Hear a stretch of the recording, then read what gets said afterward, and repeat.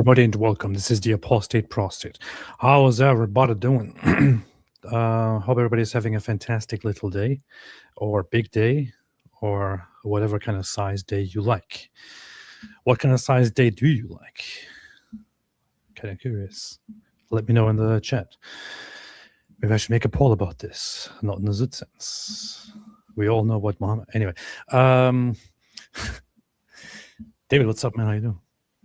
What's up? Sharing the link. Sharing the link. You're supposed to do this hours in advance. Why? Who says? Where's that rule written? If I say we're live and we're not live yet, then it's a lie. Good point. So, David, what's up, man? How you doing? What's up, dude? Nothing. And besides, I can't do it beforehand because if I do it beforehand and then you delay another 30 minutes, then everyone clicks on there and they're like, David, a liar. He says they're live when they're never live. I will never believe anything he says. And now I'm going to never believe in Christianity ever again. Well, that is supposed to be, that is how it's supposed to be done. We are supposed to announce a live stream. Actually, ideally, we announce a live stream, we schedule it, we have a live time. I'm actually doing this completely wrong. Like when the time comes, it usually says waiting for Apostate Prophet. It shouldn't be doing that. The video should, or the live stream should go live, but there should be some meaningless, senseless, music playing forever, and nobody knows when exactly we're actually going live. And that should be playing until we randomly just jump onto the screen. I see others do that all the time, and I think, that seems quite interesting. There seems to be value in delaying and making people wait forever. So I'm thinking in the future we should try out just to have like a 1 hour delay, but not let anybody know that it's a 1 hour delay, but go live and have music play for 1 hour and then start talking. What do you think? Typical Turkish plan. Thank you.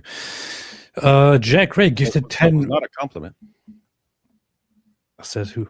Jack Ray gifted 10 memberships as usual. Jack Ray just gifts memberships left and no one in the history of YouTube has gifted more memberships to more channels than Jack Ray. I'm just pointing that out. I know, man. Every single live stream on my channel and on your channel, he gifts memberships. He gives out 10 memberships, 20 memberships, 15 memberships. It's fantastic. It's absolutely fantastic. Pretty base behavior by Jack Ray. So let's all have a round of applause and thanks to Jack Ray for doing this. We should make him some all-time membership gifter award at some point. Oh, look, Ash May says he's gifted on my channel too. Apparently he's also doing it for others, so I'm taking everything back. I've seen him do it on many channels. I'm taking everything back. Okay, I thought it was special just for us. I'm no longer thankful to Jack. Well, thanks, Jack Ray. Very based attitude. Very nice attitude. Thanks, Jack Ray. We appreciate you. Jack Ray! I want to make a live stream that is just about Jack Ray in the future.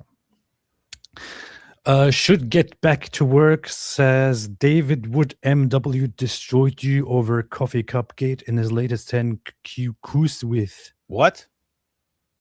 I will annihilate that loser. Matter of fact, you should just bring that up and see what he said. Who? Mike Winger? Coffee Cup Gate. Mike Winger. Oh, hang on. I'll find the video and then I'll. I don't like going on his channel. What if YouTube recommends me something else by that? Dude, whenever I look at Mike Winger's channel, it's like the highlight of my day, of my life, actually. 10 questions with my look. Look at that dork's hat. Gosh, if I clicked on his channel, again, the concern is I'm going to have to see his stupid face again. And YouTube's going to say, "Oh, he clicked on the channel, so let me recommend this again." So how do I make it so it never recommends this to me ever? You go on there and you like and subscribe and share. Okay, I'll try that then. Oh, super smart. Super smart. Despite talking so well about Mike Winger, I am not even subscribed to his channel. It's fun.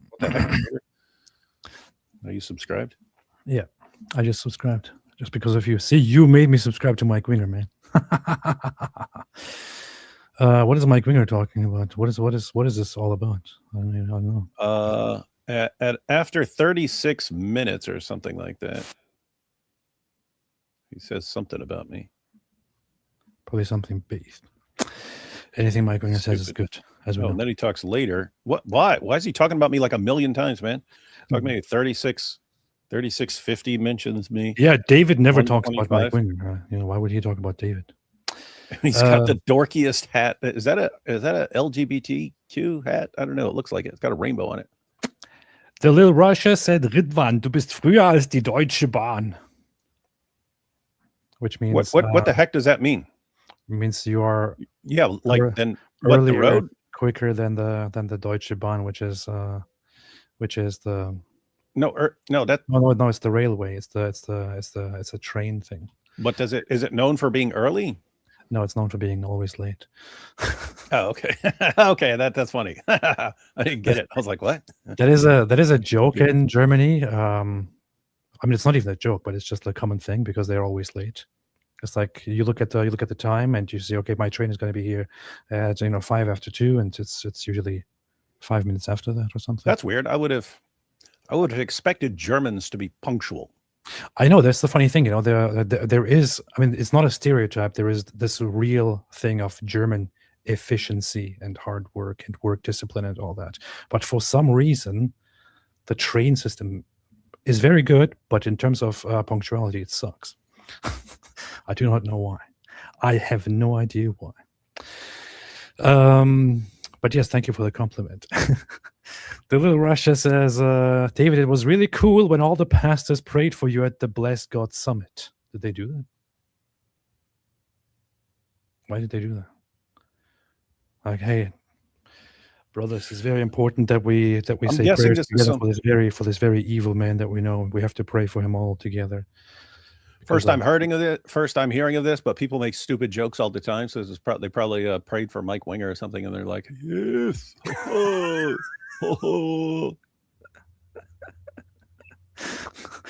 They prayed for Mike Winger, apparently. No. That is, as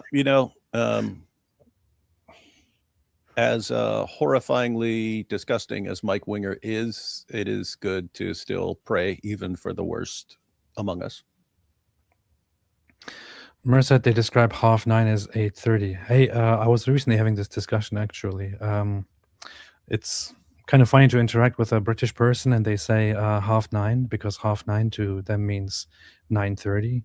But in German, 9:30 means halfway to 9, which means 8:30. It should be 4:30. Good point. See? That's why Americans are the clear ones. 9:30. Then there's no confusion. Americans also use weird clocks, so it's kind of strange. PC lose. The one thing that I'm still continue using as I learned it is I use a 24-hour clock as always, even while I'm in America. And when people see that, they're like, why are you using the military time? It's not military time. It's the normal way we tell the time because there are 24 hours in a day. PC Lewis says UK has the worst prime minister in its history. True.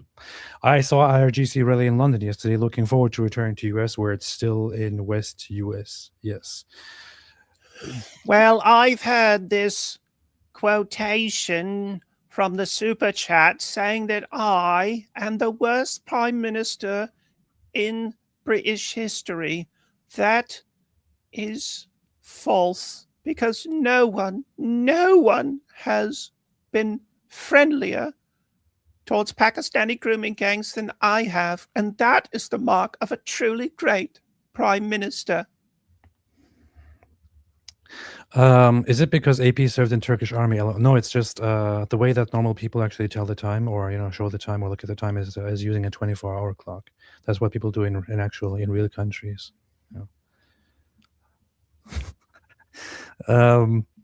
The UK currently is like you could say probably one of the worst moments in history. It's really incredible. We have said a lot of stuff about the UK, and we joke about the UK and talk about how messed up the situation over there is, but seriously, man, it's like I guess it could be worse. You could be taken over by some communist dictator or by Muslims or something like that. But the prime minister of the UK is really one of the worst, most embarrassing things that you could hope for as a nation. It's pretty It's bad. absolutely ridiculous that you have such a guy leading your country. Yeah, it I mean, sucks. the guy has nothing going on for himself, man. He has terrible ideas, terrible ideology. Then you would expect somebody at least, His voice is no picnic either. even if they're bad and even if they're ideologically completely messed up, at least you would like expect something that you value about him, like, has consistent values or something. The guy doesn't have that either. He's constantly jumping around, juggling, sucking up to Trump one day, acting like a little baby in his presence, trying to appease the patriotic population at home while also insulting them every single day, selling out the country. I don't know. It's such an embarrassing situation. And my hope for the UK is really that the loving, patriotic people in the UK wake up as soon as possible. Start with reclaiming the pride in their flags and their history. Raise their flags. It's a weird thing. In America, it's a very common thing to wave your flag, and in the UK, for those who don't know, for Americans, it's not just something that you say. Being in the UK and raising your flags raises questions. It's considered a controversial thing to do, and that shouldn't be it. Like Great Britain is one of the greatest nations in the history of nations, and you're giving it away right now because you are in a slumber, taken over by a really stupid, ridiculous mindset, selling your country out to populations that come and rape it. And it's time to wake up and stop that attitude. Remember your history. Raise and wave your flags. Be proud of it again. Be proud of your history again, and reclaim the country. Which is why you should go and do whatever you can and ensure a fantastic voter turnout for the next elections. And I mean, as an outsider, I wouldn't tell you to go and vote for this party or that party. I certainly have my thoughts about the current parties on the right that are trying to turn things around. I find Rupert Lowe fantastic. I also find the Reform. I think they have fantastic ambitions, and some people are not happy with them because they think they're getting too mainstream and too center and all that. They have to do these things. They have to do certain things in order to be an actual serious party, in order to actually have a chance in the elections. But my hope is, despite some of the differences on the right, that they actually somehow find a way to unite and win the next elections together, or win in separation and then unite after the elections, take over the country, put an end to this this rotten recent history that has been suffocating this great nation. Set things straight, close the borders, take care of mass deportations, crack down on radicalism or hints of radicalism wherever you see it, restore your British values, make that country great, make it great again, make it fantastic. But it needs to be happened now, because if the people of Britain keep sleeping and keep just letting this happen to them, if they keep having this attitude of like there is no hope, what's going to change anyway, in a few decades you're going to lose your country. It's not as clear as simply Muslims just coming and imposing Sharia or something like that. It's much different in practice, and it will result in you losing your values and the foundations of your country and your government entirely, derailing it all. You already have given your major cities away. London is gone. Birmingham, I talked about recently, is gone, which is a very significant historical place in the UK. In a few decades, you will have serious political and military or militant separatist efforts on the British Isles, and you don't want to get there. You will have your country crumble, with others claiming that they should have their own country on the British Isles, that it should be part theirs, that they have a right to it, and you will have very little to offer to stand against them because you have already given London away. What makes you think the people just want part of it? They can take the whole thing, man. Well, that's how it starts. You remember that poll a few years ago that was about young British people, so like 18 to 30 range or something like that. And only 10% of them, only 10% of young British people said that they would fight for their country if they had to. Yeah.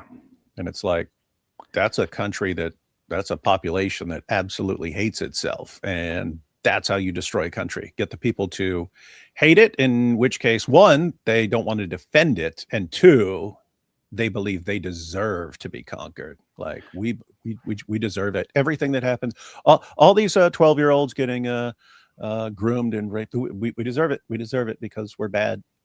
And it's like, okay, you better change that idea, because if you think you are bad and bad for the world and deserve to be conquered by better things like, Islam, dangerous times, man. Dangerous times. G.K. Chesterton, man. G.K. Chesterton. I should make a video about this at some point. But Chesterton, so he in his book Orthodoxy, he has this chapter called The Flag of the World, where he eventually gets to the topic of what he calls the cosmic patriot. But before that, he talks about optimism and pessimism and patriotism and so on.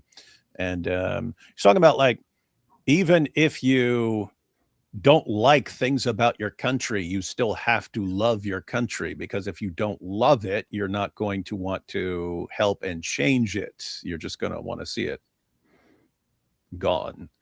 And apparently, one of the great British thinkers of all time, people have forgotten his warnings. He saw it coming. He saw the direction things were going. That people who want to ultimately overthrow you first program you not to defend it and not to love it. Well. Now, there are talks about the UK getting involved in the war, or in the whatever you want to call it. I guess it's not officially a war. I, Keir Starmer, agree to personally go to Iran to hit the Iranians with my purse.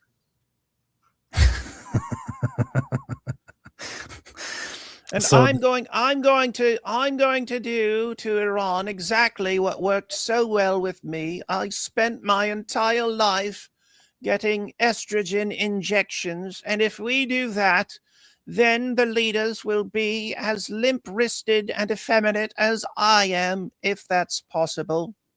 So right now, you know what's happening. The UK just reports of a foiled or unsuccessful attack by Iran, by the Islamic regime of Iran, against a nuclear facility that is a UK-US joint nuclear military base, and also a nuclear facility of the UK that is being targeted by Iran, by the Islamic regime of Iran.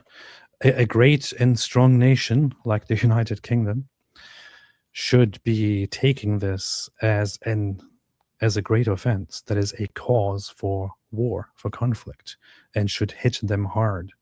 But you have this. It's not just Keir Starmer; it's a whole rotten system that is in charge, that is at the head of this nation at the moment. Unfortunately, of this great nation, there's this whole, we do not want to get involved in regional conflicts, and what if people say we are an aggressor and all that. It's like, dude, put it aside. What happened to the good old days where you receive a provocation and you go in and destroy those guys? That's how you should be doing it, to show your power again. But the UK might be kind of at this moment very, very weak in terms of showing their power. Things need to happen, man. Things need to change. Lazarus says, "Hallo, AP and David. Frieden in Jesus' Namen." Did I say something like this turn into this is a German channel now? Please make all super chats in German. Is this what? Did I say that at some point? Did I forget that I said that? Lazarus, sorry for being so rude to you, but yeah. Hallo AP and David. Frieden in Jesus' Namen. Peace in the name of Jesus. AP, is there in the German-speaking sphere, are there people who wie ihr zum Christentum und Islam machen? Are there similar people who do stuff in about Christianity and Islam? Do you have any recommendations? Thank you. And There's like two people. yeah, I would recommend. So one of them is my friend actually, Irfan Pitsi. He is a former Al Qaeda terrorist who went to prison and who left Islam and worked with German intelligence, and now has occasionally works in to inform intelligence and inform different people, because he's an expert on matters Islam. But he has this YouTube channel, Irfan Pitsi. You can find him on YouTube right here. I think he has multiple channels, but that's where you can find him. I would recommend him. He's a good guy. I hung out with him. I trust him. There are certain others. I can't really think of many. I don't know. Anybody else have any suggestions of the German speakers? I bet Black Angel has a lot to say, because she's German and she likes to always point out that she's German, because she's like, I am proud to be German. But Black Angel here in the chat definitely has some recommendations for you. But hey, I appreciate that, Lazarus. Sparkly Haru says, never seen Mike Winger and David Wood in the same room. So it's just the same person spending time exposing the corruption the Zut did to Momo's moon. The corruption inside the church, noise. Yes. Yeah, as far as never seeing us in the same room, and you think, oh, that means this. Well, it can mean something else. It can mean if you ever saw us in the same room, it'd be the last time you ever saw one of us. Black Angel, I know for a fact that you also watch German channels, because you know all about them. So speak the truth. But thank you for that super chat. Apostate of Allah said, saying 9:30 is stupid. Yet another reason why I'm grateful for the Revolutionary War. Good point. It's actually not stupid. It's a very practical way of doing things. And I would say, although I have my preferences for the correct way of saying it, which is 9:30 means 8:30, I also appreciate the wrong way of saying it, which is how how British people, for example, say it, which is 9:30 would be 9:30. There's actually a very good way of using language to tell the time in a good way, instead of saying it is 9:30. It is 9 hours and 30 minutes. It's 9:30 a.m. Well, it's also like you have to understand how people hear stuff that you're saying. So you're worried, they're not going to understand whether it's 9:30 or 8:30 or something like that. You have to think of what a Muslim's going to hear when he hears 9:30. Be like, oh, halfway till we can bang her, yeah. What? How did you even get? How did you even get there, man?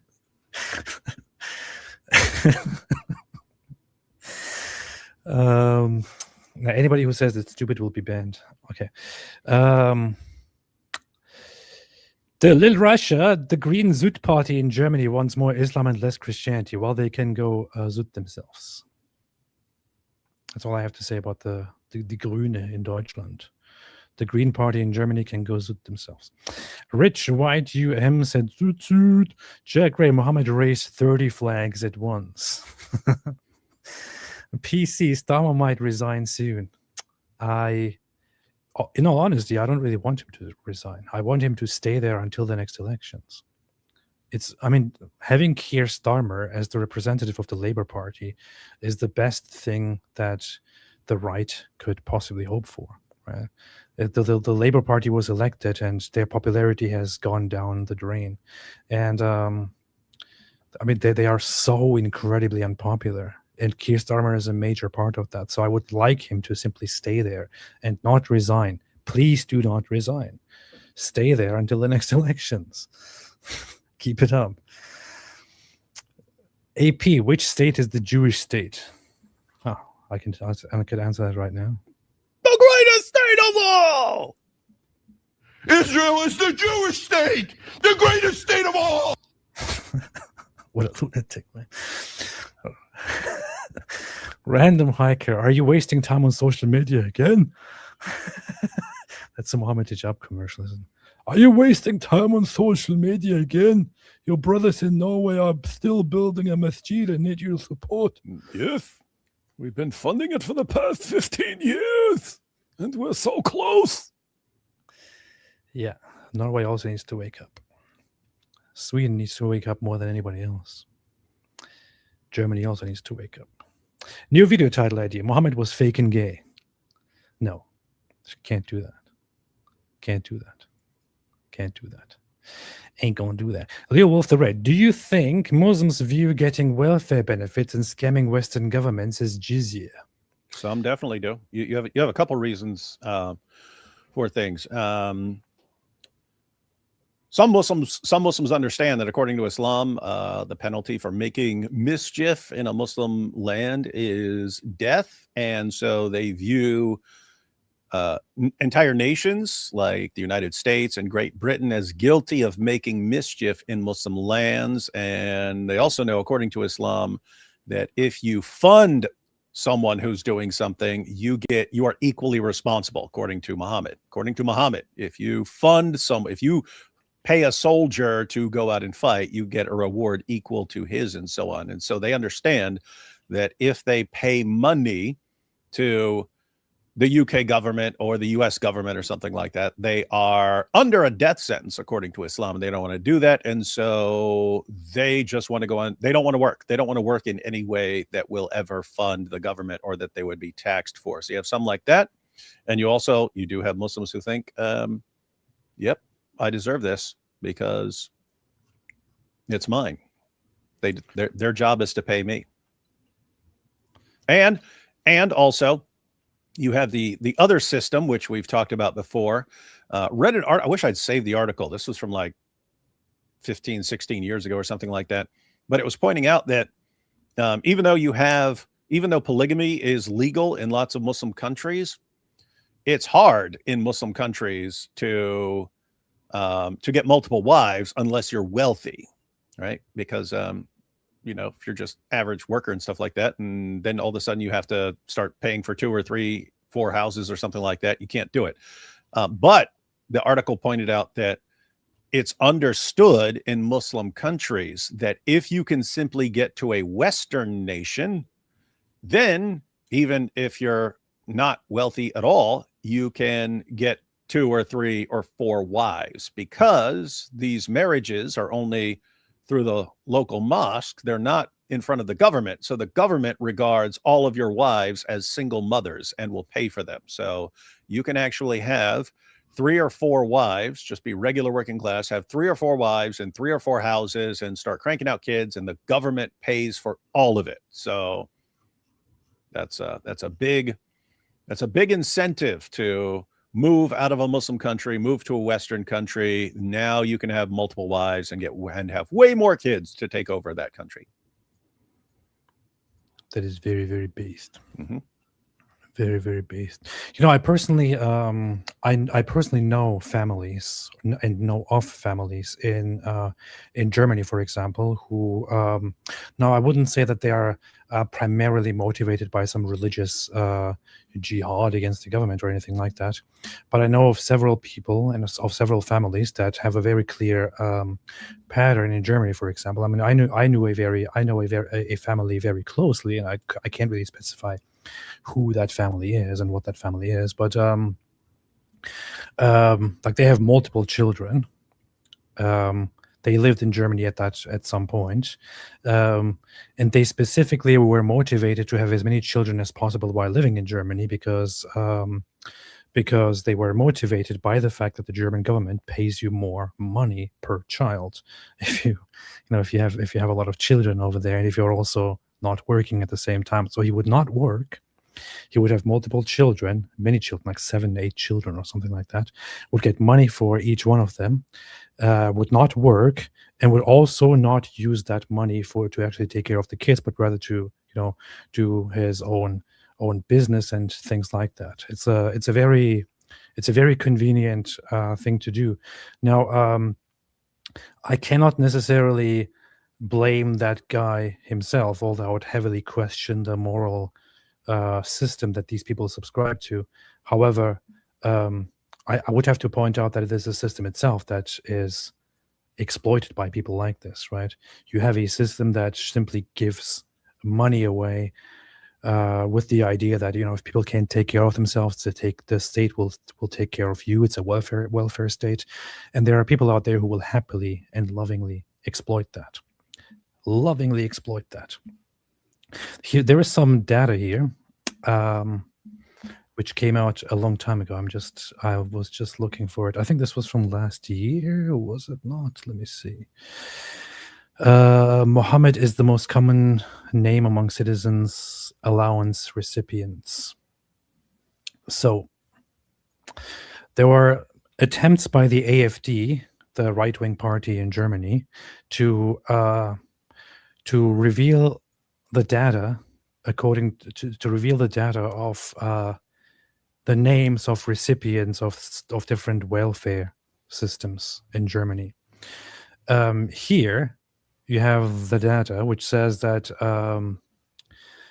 Mohammed is the most common name among people who receive allowance from the welfare state in Germany.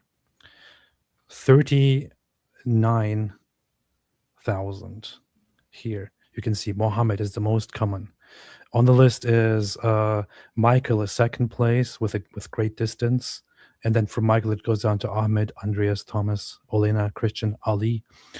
There are quite a few Muslim names. And this is funny because if you look at Germany Muslim population, you will find that Germany has a Muslim population of around 6%.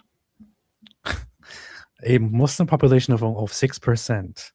But among the top names of recipients of the welfare state, you have multiple Muslim names. 1, 2, 3. Wait, was there another? Did I skip one? 1, 2. Okay, you have 3 here. You have 3. You have 3 Muslim names right here at the top, despite being only 6% of the population. And Muhammad is by far ahead. There was also other data which assesses how much they are overrepresented based on how many people actually are in the country who have the name and how many people of them are recipients. You see that when it, for example, comes to the name Michael, there is no overrepresentation. There's like a 0.29 overrepresentation. When it comes to the name Mohammed, there's a 5.8 times overrepresentation. Hardcore overrepresented. So a significantly high amount of people who are named Mohammed receive welfare benefits. Here, for example, you see, here is the number. It says there are approximately 1 million people named Michael, and 19,200 of those are welfare recipients.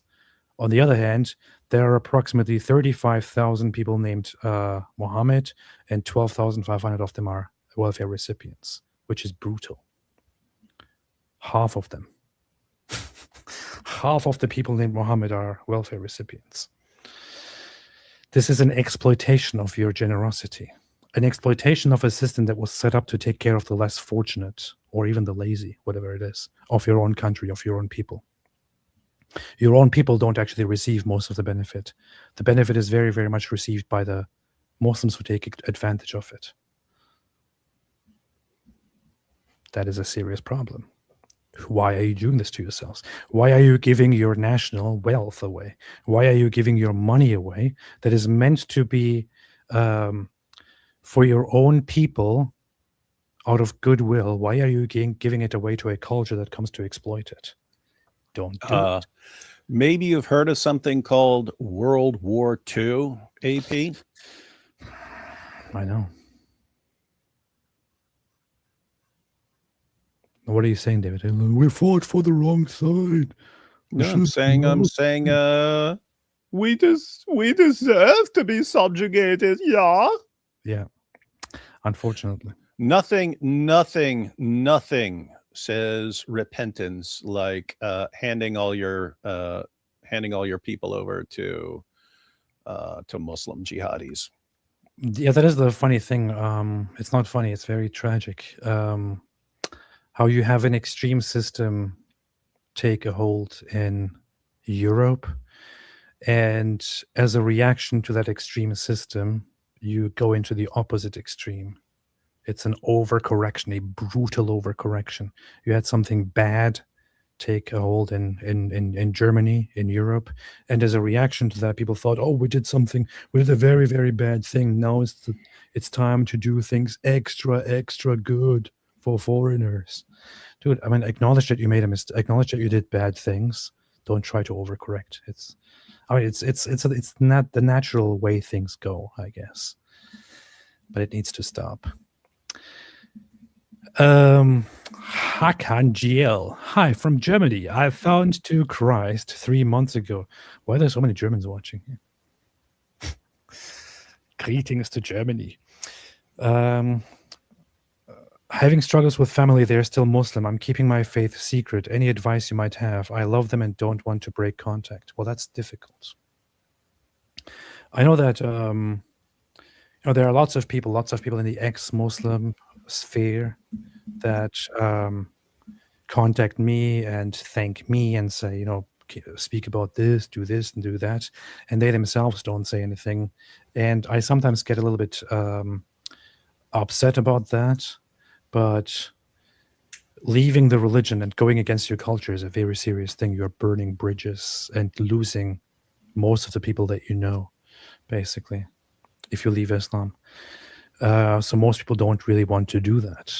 They want to instead cheer on others who do it for them. I get it.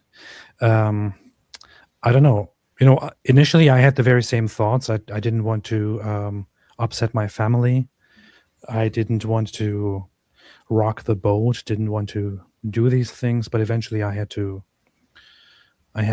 go my own way and had to be honest to myself and be authentic, and I couldn't deny who I am and what I am and the decisions that I made. I couldn't keep it secret. I know lots of people do keep it secret for a long time, but I would say the best thing to do that I would actually recommend is to eventually open up about it, but prepare yourself for it in a good way and do it in a peaceful and nice, do it in a peaceful, diplomatic, healthy way. Just don't keep it a secret forever. That's not healthy. And then, in fact, use the opportunity to learn about your own faith, about Christianity, and use the opportunity to talk to them about why you believe this and why maybe they should too. What do you think, David? Or you could, just say, I have an important announcement to make, and they go in there and there's a Quran on the floor, and then you pee on it in front of everybody.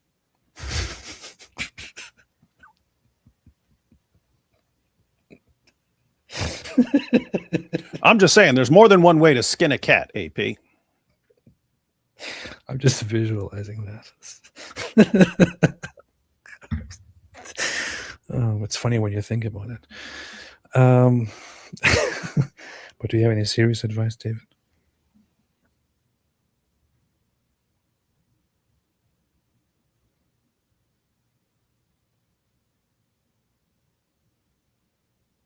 No? Okay. Hang on. Only 3 months. Yeah, that's not a long time. I would encourage you, in the meantime, get a copy of Greg Kokel's book, Tactics. Short book. But it's good for situations like this. If you eventually want to, if you want to talk to your family about it and so on. Tactics is geared towards having discussions on important issues without, causing the other person to flip out and so on.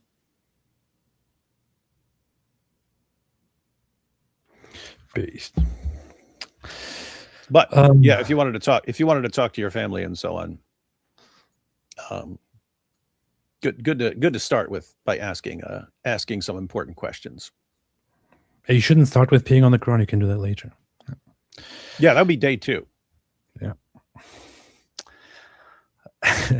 Knows too much. David Wood. Mike Winger is the worst of creatures. AP. Mike Winger is the best of people ever raised up for mankind. Exactly. That's the conflict here. One of us is right, and the other is AP. Yeah. Kit Kat made a super sticker. Thank you so much. I appreciate that very, very, very much. Always good to see you here, Kit Kat. Greatest fan of whoever you want to be a fan of today. That's it. That's a dog. It's a dog. The Mule. I'm David Wood to the live. Oh, I meant I'm late. LOL.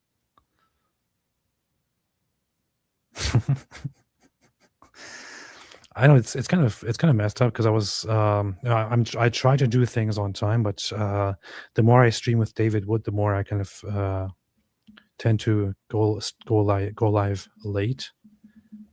It's like my live streams begin to look like David Wood's live streams, always late.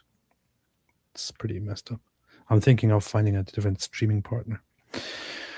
Aussie Abe. Hey, it's Aussie Abe. It's the same in Oz, mandatory estrogen injections. Sounds like it. Wait, is this the same Aussie Abe that we talked to yesterday? Yep. No, it's a different Aussie Abe. There are so many. There are probably lots of people called Abraham in Australia. So, Abu Baker Al-Paftari, AP and David Wood, what are your opinions on land acknowledgements? Example, if in Arizona we honor the traditional unceded territory of the Apache Nation. What does that really entail? I don't know. It's a in Arizona. If in Arizona we honor the traditional unceded territory of the Apache Nation, I mean, what does that really entail? I don't really know. I don't ever have a big problem with it. I mean, I know in certain cases, like in certain states, that there are territories that are part of the state, but that are fully controlled and fully recognized to be handled by certain native tribes. I've recently been to one of those, and I thought it was actually quite cool. I don't know much about it. I don't know much about what the downsides of it are and all that. I don't know. Do you know anything about this, David? David doesn't care. He doesn't care about American territory. He's like, just give it all away. Give it all to Muslims. Strider Telconta. Trump just threatened to start hitting Iranian power plants if the Straits of Hormuz isn't reopened in 48 hours. Really? I know. Things are getting a little bit out of hand with that. It's because oh yeah. Trump gives Iran 48 hours to comply with new demand if they want to save their power plants. He said we will obliterate the power plants. The bad thing about this is that the power plants are used not just for... That's the thing, right? You want... They're used for civilian purposes as well. Yeah, so. You want the people of Iran to have a functioning nation and economy if they rise up and take over the government. So you don't want to destroy everything that would be going to the people. So that's but at the same time, the current regime, they only understand brutal force, brutal, overwhelming force. And it's kind of a difficult situation, because they understand this is like kind of life or death for them. You know what I mean? Like they have to win or they're toast. So they're ready to just go all out to the death on this. I think except for a few who might, run and hide and stuff like that. But not everyone in the regime can do that. So I sometimes wonder if people, and if we in general, overestimate the capabilities and the genius of intelligence agencies and the government and all that, because I would expect American intelligence and the American government to have a very good understanding of the way of thinking that is prevalent in something like the government, the regime of the Islamic Republic of Iran. I would think that they would be prepared for it, and from the way it looks right now, it looks as if Trump was a little bit too confident in thinking that he could scare Iran, or he could scare the Islamic regime, and the Islamic regime would at some point start backing down. And, I would say, guys, bring me in as an advisor and I will tell you exactly how the Islamic regime will behave. I could have told them this, that they will not back down. They will not back down. The Islamic regime, you can't threaten them. You can't play power games with them and then make them do things. It's because they do not care. They have nothing to lose. They don't care about their lives. They don't care about the lives of the population. They don't care about their reputation. They don't care about anything. They are a death cult, an apocalyptic death cult that says, we don't care if we are all annihilated right now. We will happily lash out and bomb every single country in the world if we have to. And if this means for certain that we are going to all die the next day, we still don't care. We are still going to do it. This is how the Islamic regime of Iran operates. And it's very clear to anyone who has an understanding of them that this is how they are. So you can't just, play strategic games with them and intimidate them and make them do things. It doesn't work with them. So, and I wonder if the American intelligence and military and government really does not understand that, or if this is simply part of the game, if they are aware of that and they're just playing a public game until they get to a certain goal. I don't know, man. I really wonder sometimes if we just have too high of a picture of the government and of the intelligence agencies. What do you think, David? You think they don't?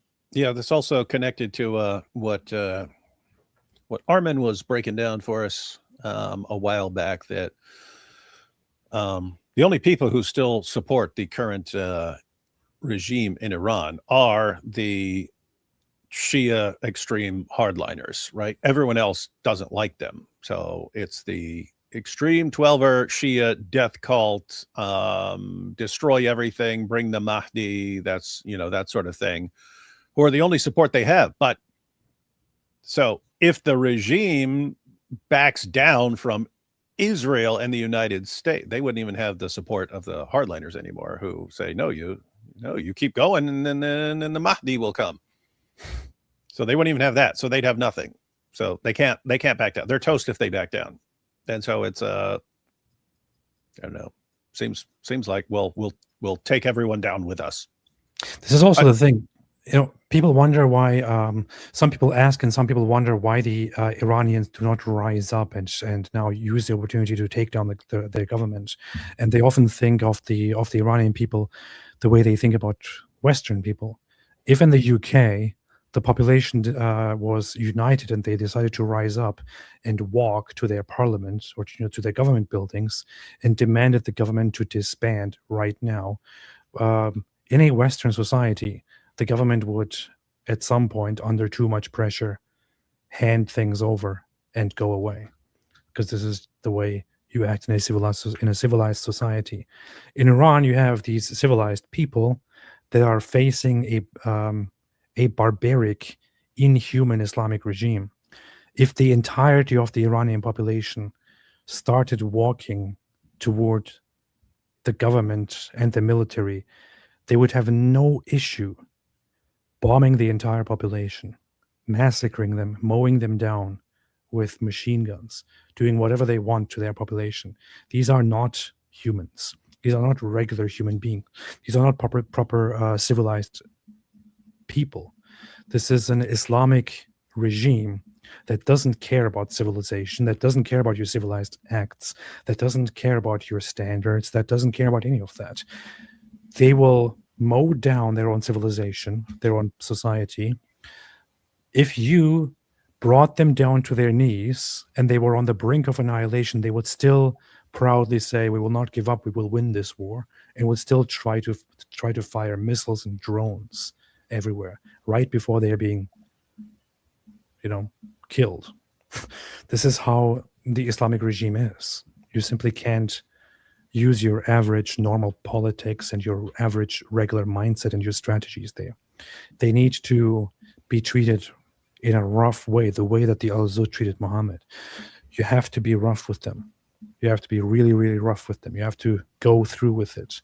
And I think that the only proper outcome of this current war is that you gain superiority over them, organize something from within, destroy their regime, and send in a special force to finish them off, and to then bring the Shah over there and let the people transition this place to a proper form of government. No deals, no threats, nothing will work with these guys.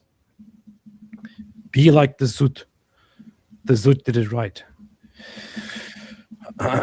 Yeah, the Strait of Hormuz is a difficult thing. It's an issue for the entire world right now. So,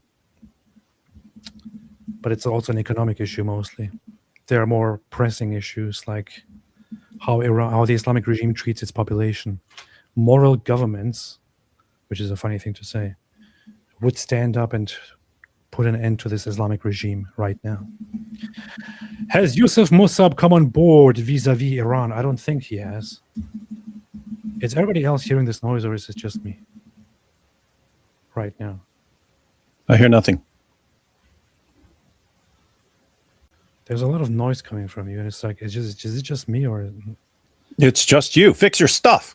then why is the noise coming from you? I can hear you. It's not coming from me at all. We hear it. Some static, something wibbling. I heard Hey, it. hey, I'm gonna cut my mic. Why don't you be quiet? I'm gonna cut my mic. You tell me if you still hear noise or not. Complete silence. Complete silence. Tranquility. Peace like nothing. Now say something. Check. Now the noise is gone. Fix your stupid system. It's you, man. I keep going live with other people. They don't have this problem. Only you. They're It's using you. the same system. That's It's you. just you. Mushy Season says, are you aware of the...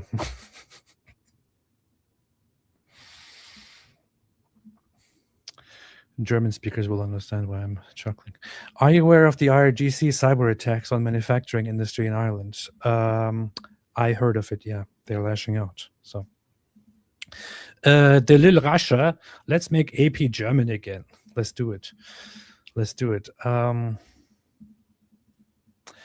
Jintao. David, you forgot the actual greatest British thinker of all time. Who told us, blessed are the peacemakers, saith Candace. That's funny. Jack Ray, Iron Mike Winger. Everybody has a plan until they're hit with a hug. As somebody who has never watched superhero films, I will get the reference. I'm sorry. Maraba, now that Ramadan is over, are you expecting Malik 2.0? Also, I'm still disappointed Junior decided to stop defending Christianity for now. I'm disappointed too, but I'm also I'm happy for Junior. I hope he can develop his skills in properly destroying the Islamophobes, you know. David, mute your mic right now. See? You see everybody? Did everybody see that? The noise was once again going up, and then it just went. Yeah, because your system is screwed up. Fix your settings. David is typing and wibbling. See? Not sure what's happening with your stuff, but gotta take care of that, man. Aussie, my wife had her citizenship ceremony 2 days ago. They had land acknowledgements, hijabis handing out certificates, but no Bible or mention of God. That's pretty messed up. That's messed up. Baba Kararai says Chuck is in Islamic paradise. MD has become his Gulman. His little boy. Did you see that recently Masood Masjoudi, a math teacher, an anti-regime activist, was killed in Canada by 2 IRGC agents? Many IRGC are here. I know. There was recently an announcement or an acknowledgement that there seem to be a lot of secret IRGC members operating in Canada, that it has become a hub for terrorists and agents of the Islamic regime, right? Who said that? Remind me, any Canadian, anyone from where the Elks are, who that was, who said that? Canada, Canada, Canada, oh Canada.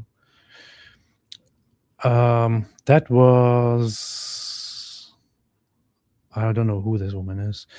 Melissa Landsman. Whoever Melissa Landsman is. Who is Melissa Landsman? Member of the House of Commons of Canada. She said the following. There have always been conflicts abroad, and rarely have we seen them spill into our streets the way that we have since this Liberal government has been in power. We now know from the Iranian community right across the country, from many others, that there are hundreds of IRGC agents presently on Canadian soil, using Canada as a safe haven to organize and to fundraise and to terrorize diaspora communities right here at home. We have seen now critics of the Iranian regime from out west, an investigation now being treated as a homicide, somebody who is critical of that regime. We see constantly, particularly as an MP from a region who represents many in that community on a weekly basis, those calls come. It's kind of funny. I was thinking something like this too earlier, but I didn't want to say it. She looks like an SNL actor. People were pointing out how shaken and how nervous she is.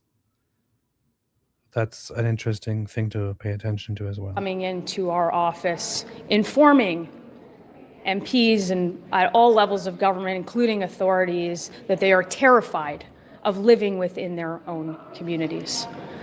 The hundreds of agents that are here today live in Canada with complete impunity, and we have a Liberal government that has done absolutely nothing to stop it. We've seen violence against businesses, gunshots into Iranian activist businesses. We've seen terrorism in the Jewish community. We now are amongst nations that lead the world in attacks against Jewish institutions. Today, we are calling on the government to table a plan to get rid of these terrorists that are on Canadian soil. Now, isn't that interesting?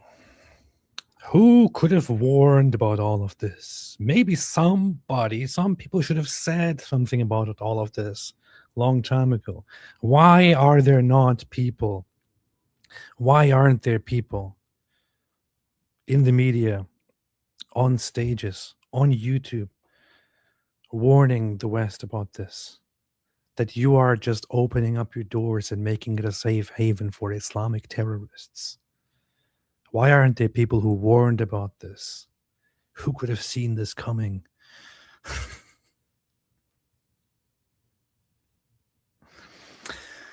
Any thoughts, David? Oh, I can't talk because for some reason my mic doesn't work when I'm on your stupid channel. So nothing then? No. So you can talk. It's not that bad. It's only almost horrible. But it's not so bad. It's not so bad. So what do you think about the fact that Canada has become overrun with IRGC terrorists? Do you think it's a good thing? I think people get what they ask for. Good point. So there is an update on this here, which is Goldie sent me something earlier to give me some more information, but I forgot to look at it. So there is a plot that is currently being openly handled and explored by the United States government, by the Department of Justice, where multiple Iranians living in America and in Canada received emails from sources that claim to represent the Islamic regime of Iran. Elika Lebon, who is a friend, said, "This is the AI image the regime used to tell me they'd commissioned a cartel to kill me in LA via an email the DOJ traced back to the Ministry of Intelligence in Iran." This is actually confirmed. That she also gave a link later on to the investigations of the Department of Justice, where they actually accurately track multiple communications that people received to Iranian intelligence. The Ministry of Intelligence arranging beheadings for going on Piers Morgan. Why are they so bothered? Yeah, they specifically referenced her in their threats because she went on Piers Morgan and made treacherous and hostile statements about the Islamic regime of Iran, about the Islamic Republic. And they actually sent poorly generated comic memes generated through AI. And this shouldn't be a surprise for those who are familiar with Islamic regime of Iran propaganda recently. They seem to have some great use for poorly done AI stuff. They just recently, when the war started, published a very dumb AI music video, actually. The Islamic regime, the Islamic government, yes. I have to say my AI music is much better than theirs. But this here is supposed to depict Elika Lebon here, who is an Iranian opponent of the Islamic regime. And they send her this poorly done AI image, Los Angeles, masked people shooting her. Of course, they also apparently had to bother putting her in some, I don't know, revealing dress or something to emphasize the sexual aspect when they're dealing with a woman. I'm not sure why exactly that is on the picture, but you're dealing with, goat rapists. So I guess that comes with it. That comes with the package. But this is the kind of stuff that they send over. There have been so many plots of them trying to assassinate Iranians, trying to assassinate Iranian secular people here in the United States, trying to assassinate the president of the United States, trying to kill people here, trying to infiltrate nuclear facilities and things like that. But here is the Department of Justice page, which basically lays out all these communications. This report was only posted 2 days ago, where they traced back these communications and accurately linked every single one of them to Islamic regime intelligence channels. They text stuff like, your iPhone 12 Pro Max holds no security for us. We even know your exact location. People of the axis of resistance, see these names and respond to these Zionist pigs yourselves. So they urge everyone else who is around these outspoken Iranians to go and kill them, to hurt them. And they also threaten that they themselves will come and kill them. They try to make use of open Western societies to commit terrorist attacks. Very, very messed up. Very, very, very messed up. I wanted to look at one video. This girl, Moon Rahimi, she was recently going viral because she posted. Is that a normal name? Have you heard that name before? Yeah. She's Frank Zappa had a daughter named Moon Unit. He named her Moon Unit. Pretty weird. Really? But Moon's pretty cool. Well, she recently went viral because of that whole video that she posted where she sets the picture of Khamenei on fire with her cigarette. And I also used that in my music video. People loved that. But she was just invited to Fox News to talk about what's happening. Wanted to briefly listen to that, and I'm also going to interview her in a few days. And there are so many that in jails, and their death sentence are issued by Islamic regime, and they're there, and we're trying to avoid that. But this is a thing that the Islamic regime is doing for 47 years, and this is a thing that all the Iranians inside and outside trying to tell the world that this barbaric regime took hostage all the Iranian people inside of Iran. And they're doing this to spread fear among Iranians to stop the protest because of the last one, right. Especially that there were protests on January 9th and 10th, and they were massacred that happened after, and they arrested so many thousands of people in the street, and they're executing those people that they arrested for the last month. And there are so many. Interesting. Just seeing lots of stuff. Nigel Farage said, on what planet is she going to go on your channel? Why? Why? Why what? Point out why you just said that. Go ahead. You said she's gonna be on with you. Yes. she's not gonna come on your Why would your dumb why- YouTube channel. Why wouldn't she be on my channel? Go ahead. Point out why. She can go on Fox, and she's gonna instead go on Apostate Prophet. This channel is better than Fox.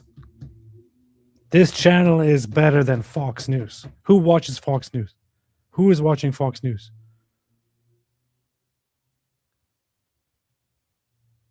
Nobody.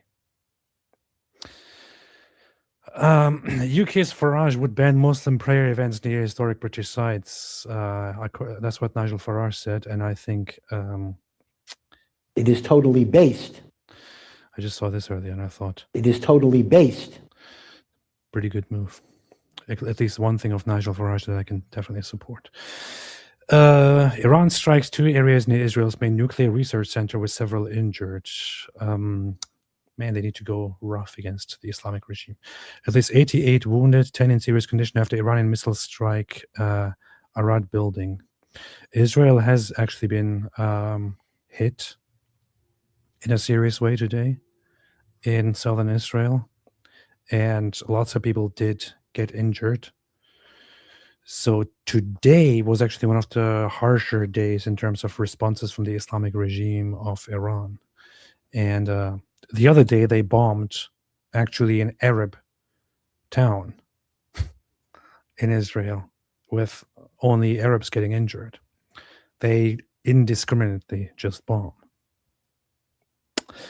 But yeah, today Israel has been actually hit, and it's serious, and that will only lead to an intensifying of strikes by Israel, I must say. Fox is still kind of better than CNN, at least, yeah, but they're still worse both than AP. So, I think I'd tell the people of Great Britain, all right,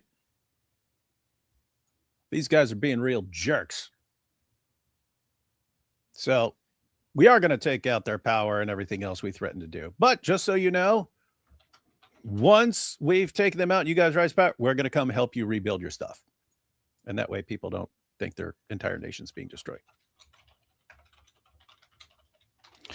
yeah.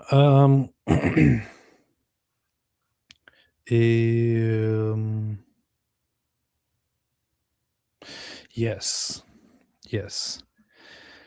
Fox News wishes they were AP. I mean, everybody knows this. Look, whenever you look up the last, most recent information on things, AP is universally, reliably trusted as a good news source, right? Fox News is not. Hang on. Let me ask. Is AP considered a reliable news source? AP is widely considered one of the most reliable, unbiased, and accurate news sources globally. See? Founded in 1846, it operates as a nonprofit news cooperative focusing on factual, nonpartisan journalism. AP reports are used by thousands of media outlets worldwide, adhering to high standards of integrity. Key details: fact-based reporting. AP emphasizes factual, objective reporting, fact-based, often used to fact-check other news. Global reach. It has journalists in nearly 100 countries, covering major news events, politics, and breaking news. Well, I do want to point out, it not only said fact, it also said based. So fact and based reporting. They're not done. Election authority. AP is trusted for tracking, collecting, and analyzing election data, and its race calls are widely respected for being based on proof, not estimates. It is totally based. See, I told you. I apologize. You were right. I was wrong. AP is much better than Fox News. You can't argue with AP. Aaron Matharsat, did you see that recently? Masood, I already read this. What's wrong with me? Surds made a super chat. Thank you. Hu Jintao. Cenk is the Alex Jones of Muslims. Fat, loud, and spewing BS conspiracy theories. AJ is slightly more credible, though. That's pretty pretty rude. I think Alex Jones sounds way cooler though. That's true. Alex Jones actually sounds kind of funny and interesting despite being a nut job. Whereas Cenk just sounds like a crazy guy who is ranting at who could have a heart attack at any time. I kind of wouldn't really put Alex Jones and Credible together in one sentence, but still, you know. Michael Bergenska, is there a proper way to pray? How do you connect with God? Let's say you're broke and need money. Would it be appropriate to pray for it? That's a good question. Pastor David would happily enlighten you on this matter. Hey, why haven't you become a pastor at this point? Isn't it like can't just anyone who just wants to just become a pastor in your church or something? I've been offered the opportunity. I want to become a pastor. I think I'd be a crap pastor, so I never take up anyone's offer.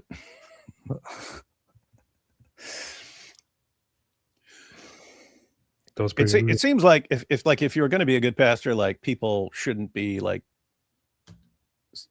as annoying as crap to you. So anyway, yeah. I sometimes think I should become a Protestant myself so I can just become a pastor.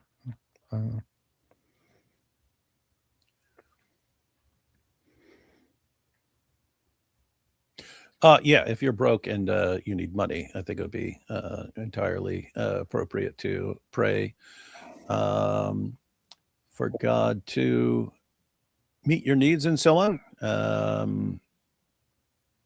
Proper way to pray. You have the Lord's Prayer, of course, and that's not just saying, hey, everyone memorize this and then just always pray like this. It's kind of the principle behind it, like not just droning on and on and on and on and on and stuff. But notice, even in that prayer, the Lord's Prayer, give us this day our daily bread, right? That's asking God to meet your needs. Yes. AP should become a prosperity preacher with a jet. That'd be kind of fun. I would do it for fun, but I would probably get tired of it. You know? I remember one of those dudes was saying he needs a jet, which he just wanted it to roll in style. But he was like complaining. He's like, can you imagine we have to get all over the place and stuff, and we have to just sit in the plane like regular people and stuff. And anyway, they weren't getting enough, so he said, but we need a jet to take all these supplies to all these poor nations. We want to fly in with all our supplies to help people and stuff. And then someone responded, that's not a cargo plane. That's like a luxury jet, and it has minimal cargo space. That's just for baggage. You're not bringing plane loads of food to people with that. So anyway, weird stuff, man.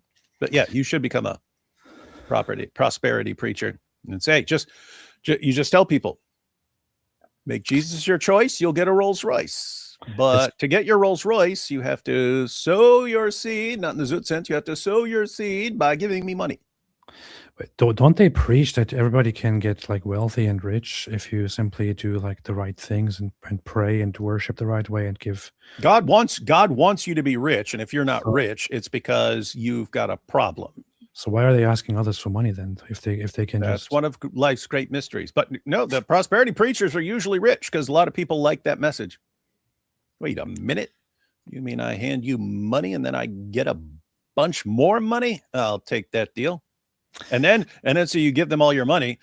You give them all your money, and then you say, okay, now I don't have any money. So when's all this money coming? There, say, you don't have enough faith. That's kind of funny. Pretty smart. I'm curious sometimes, like, no offense, I'm curious sometimes what kind of people listen to such preachers, and like if there are actually real people who listen to these people. I mean, there must be, right? Because I only hear people ever talk negatively about them, but then they seem to have like very large audiences and lots of listeners and all that, and I don't know where these people are. There are people like, it was really big. The prosperity stuff was really big in prison. We had a lot of problems trying to correct that stuff in prison. But here's how it works, right? Because you can watch one of these channels, like and what's crazy is, what's that guy's name? Peter Popov.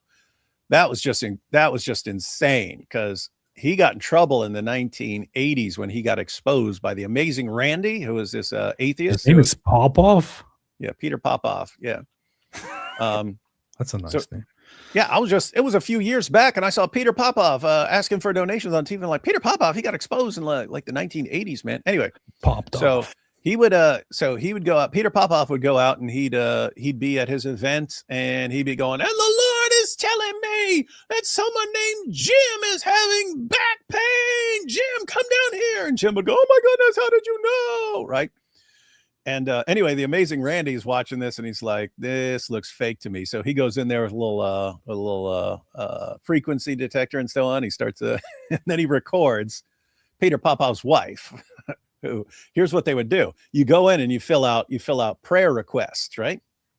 And then Peter Popoff, he's got a little earpiece in, and his wife is back there. She's reading the prayer request. Oh, there's one from Tim about his back pain, stuff like this. Yeah. Now say, I'm hearing from the Lord, right? So he totally got exposed for all this stuff. So the Lord is his wife then. The Lord is his wife then. Apparently. So anyway, that the amazing Randy posted that stuff, and then it was shocking. It was shocking to everyone. But then everyone forgot about it. All of a sudden, I see him a few years back, and he's giving out his miracle spring water. It's totally free. Yeah, but you call in and request it, and they know you believe in their ministry, and then they've got your address and your contact info, and they know they can hit you up. But anyway, here's how it works, right? So check this out. If you say, hey, contact me, and we'll send you your vial of miracle spring water, and then good things are going to happen when you apply the miracle spring water.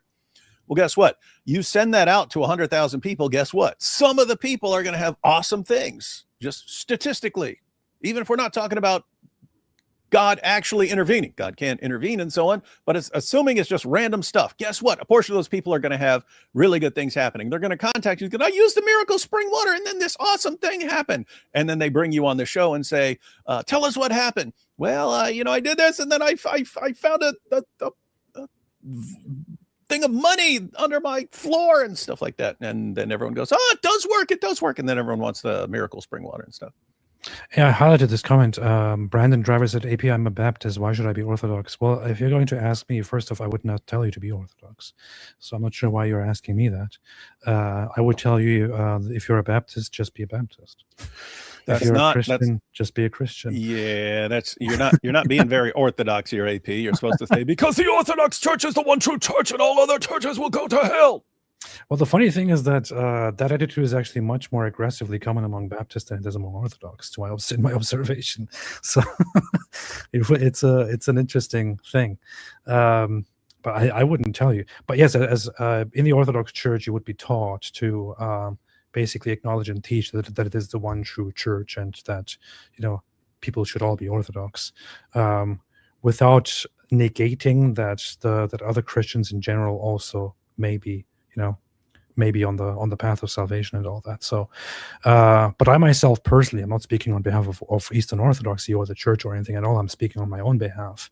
If I did want to represent Eastern Orthodoxy in any way, first off, I myself would have to be a proper Orthodox Christian.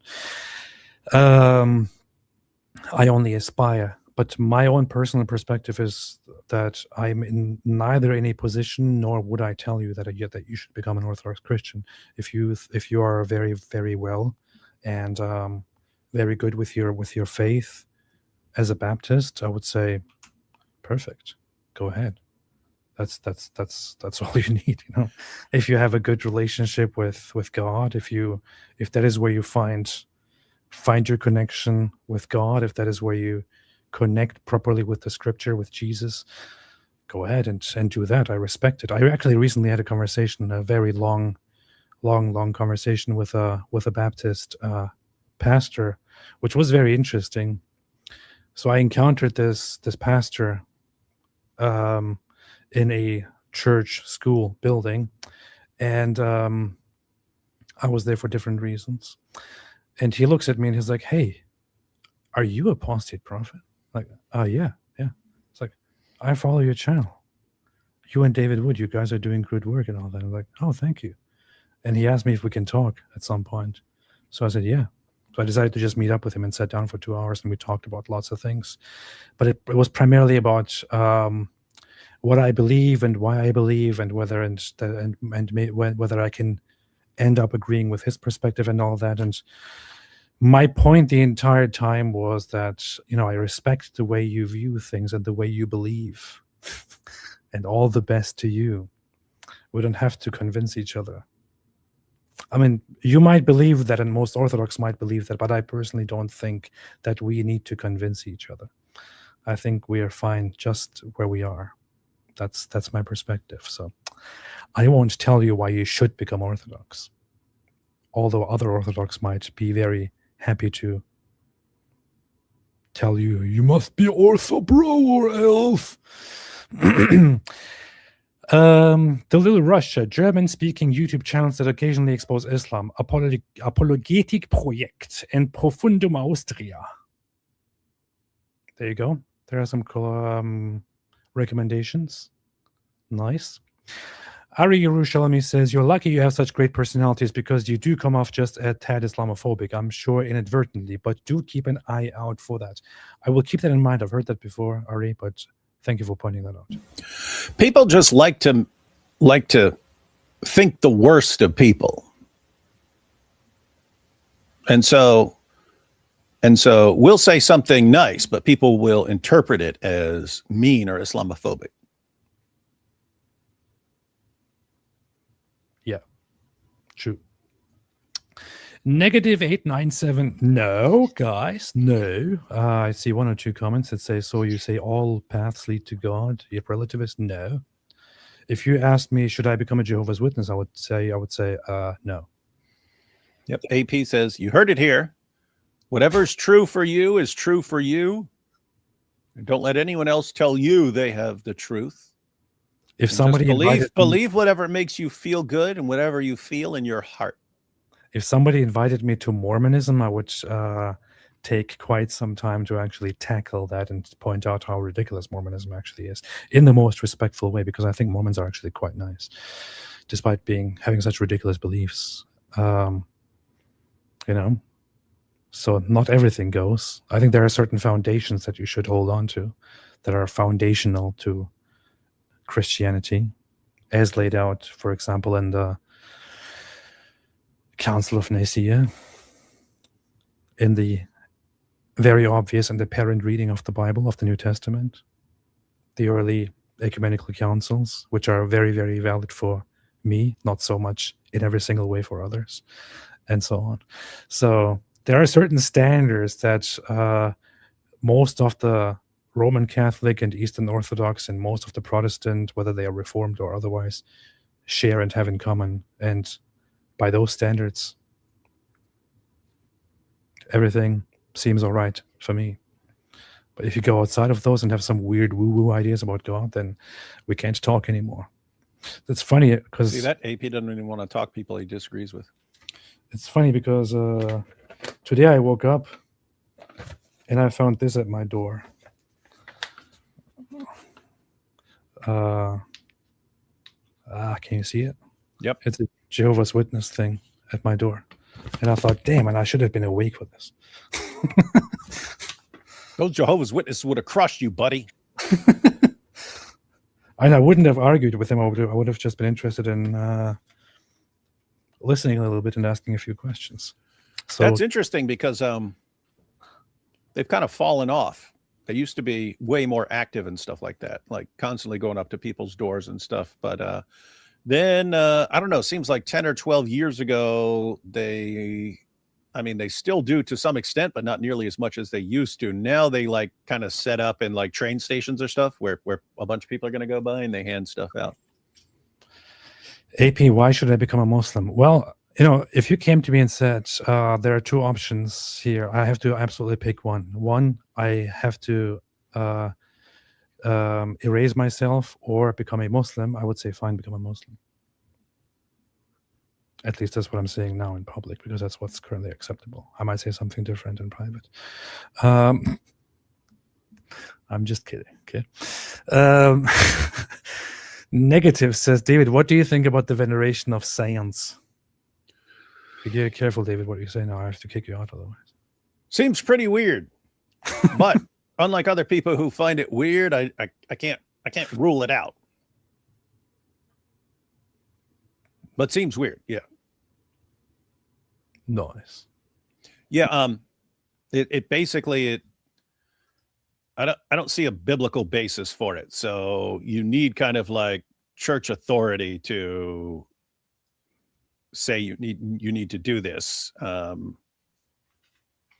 anyway, yeah. So I became a Christian in a jail cell with a Bible, and never crossed my mind to do that. With that said, if I were to join a certain church that says this is what you're supposed to do, and I guess I would have to, or I'd protest and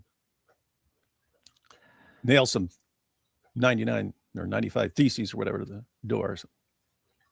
So Ash says there is biblical basis for it, David. I would kind of argue that you could argue that there's biblical basis for it, but you would have to kind of read and interpret certain things. So this is the funny thing. I will not argue what the Bible does and does not say with David here. But from my understandings and my reading so far, there are certain things that are very that are done in Orthodoxy where I kind of see where Protestants come from and see and think, you can't really find this in the Bible. You can, however, find it in the first centuries of Christianity very prominently, but you can't necessarily find it in the first century of Christianity and all that. And when it comes to the whole, the veneration of saints, for example, I would kind of when it simply comes to the Bible itself and its readings, lean more toward the Protestant perspective, in all honesty, while still holding to the Orthodox perspective. So, I've seen what people how they justify and how they say that there's biblical basis for it, but it seems to be more of a reading into what the text says than reading exactly what the text says.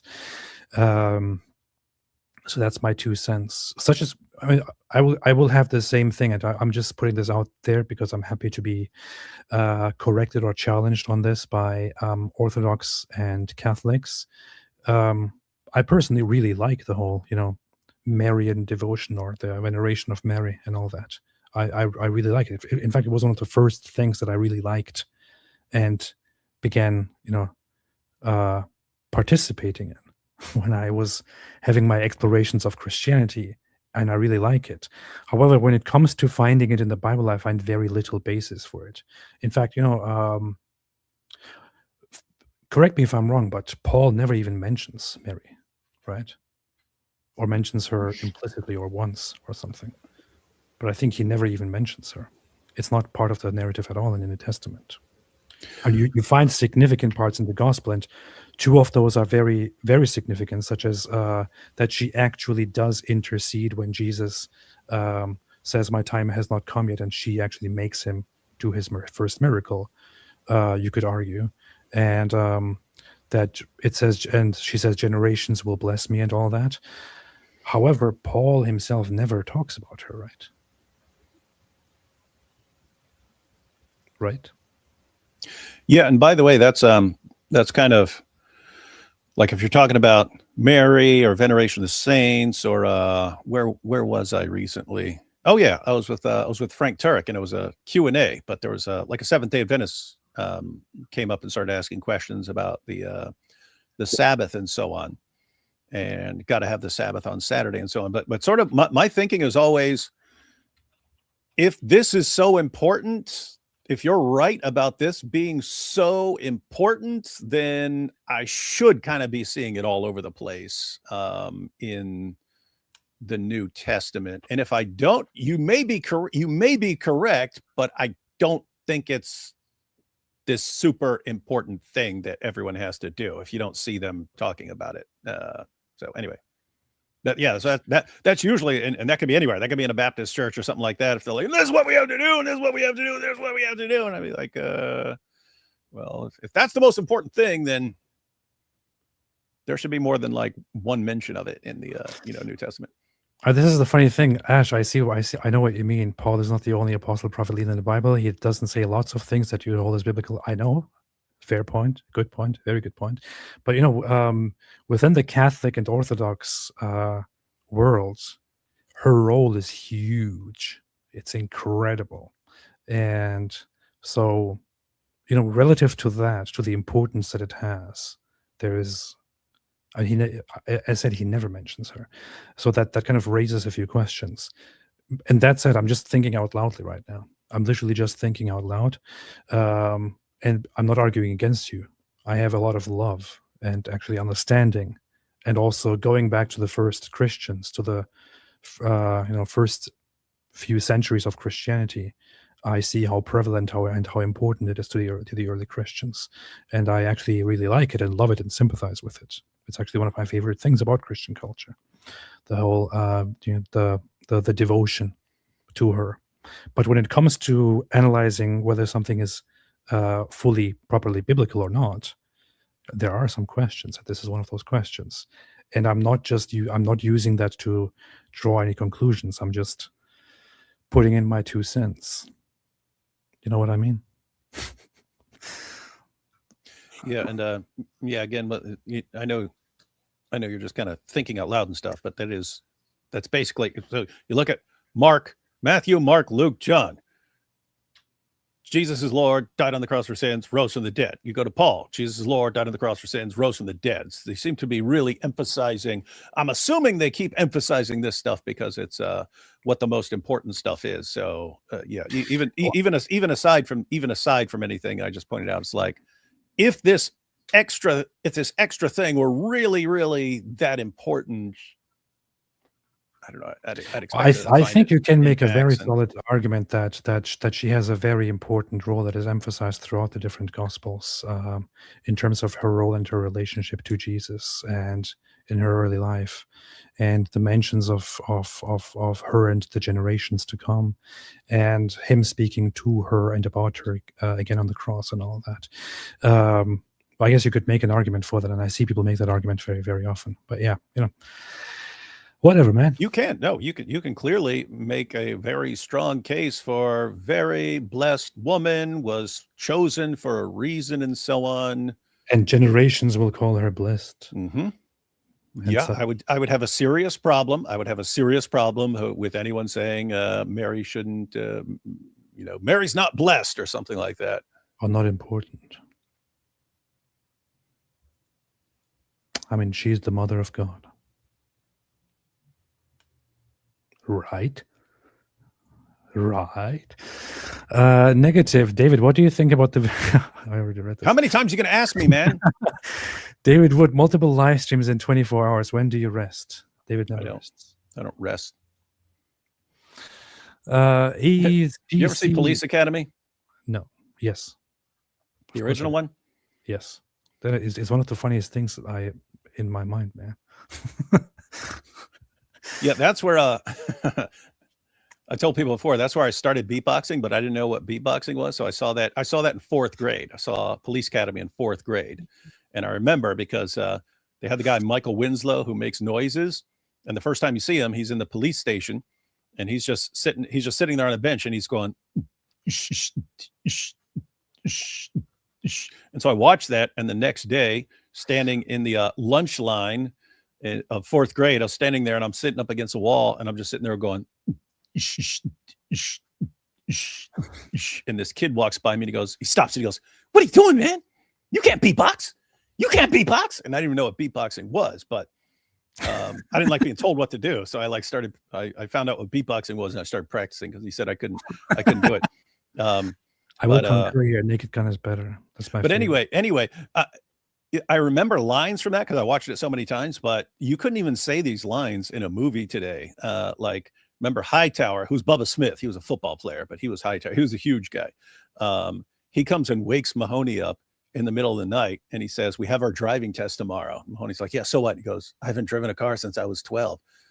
And so Mahoney's like, "All right, let's go get up and we'll learn how to drive." He's like, "You sure? You sure?" And he goes, "Yeah, sleeping's for fags." I was thinking about that. You couldn't say that today at all in any movie. Unless it was like a completely evil person who's going to get killed said it.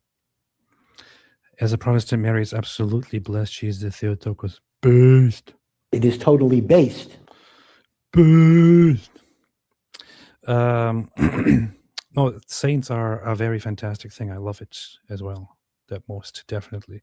But I kind of still have kind of a different perspective of what they stand for and what they represent, which is, I guess, where you could tell me that I'm not proper Orthodox in a good sense, because I kind of see them more as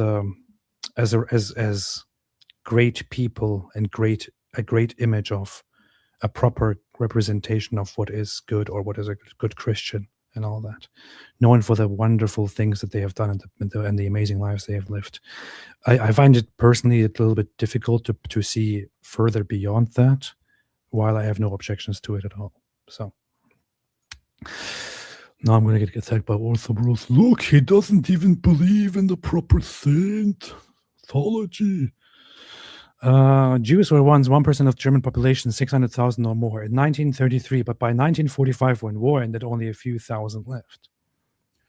Yeah, that's how actual genocides 16. work, unlike certain other genocides where the population skyrockets. It's weird. Yep. Apostate of Allah. Though there are Muslims who have children in the US so that they are citizens, then raise them in the Middle East. Once they're older, the parents marry them off to people from their country to receive citizenship for money.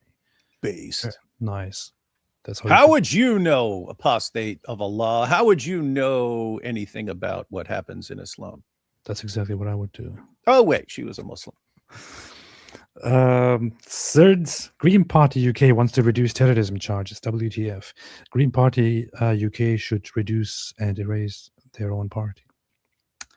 Any Green Party should be removed from existence. Shut down. It should be globally forbidden to create a Green Party. Path Dunk, it's my birthday. Will you please sing for me, Kings?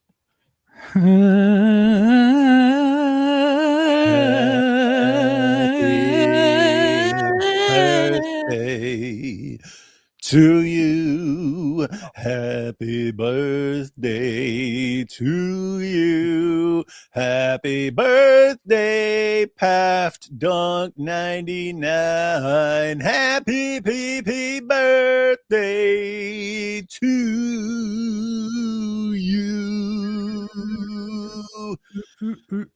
You know, Paft Dunk 99, I'm sure me singing that was the most exciting moment of your life. But there's still more to come. Fox Big Cloud. Part of it is also the green and red alliance that typically ends poorly for the red. Yep. Yes, That's what happened in Iran. Because the red is kind of retarded and the green is generally evil. And the red is evil and retarded, and the green is generally evil. Just this is the funny thing. If you're evil and retarded, you're probably going to lose. Yeah, when I was talking about GK Chechen earlier on and like patriotism and so on, that's how you can spot different. See, you will have people who recognize a problem and they want to fix it to make a nation better, right? That's a good kind of patriotism, right? You have other people who are pointing to the same things, but it's because they want to tear the entire system down and replace it with something else. Generally, the forces that want to tear everything down to replace it with something else, they'll gladly work together. They see everyone who wants to tear it down as an ally and tearing it down, and each group thinks that once it's all torn down, their group is going to win. And they don't realize a bunch of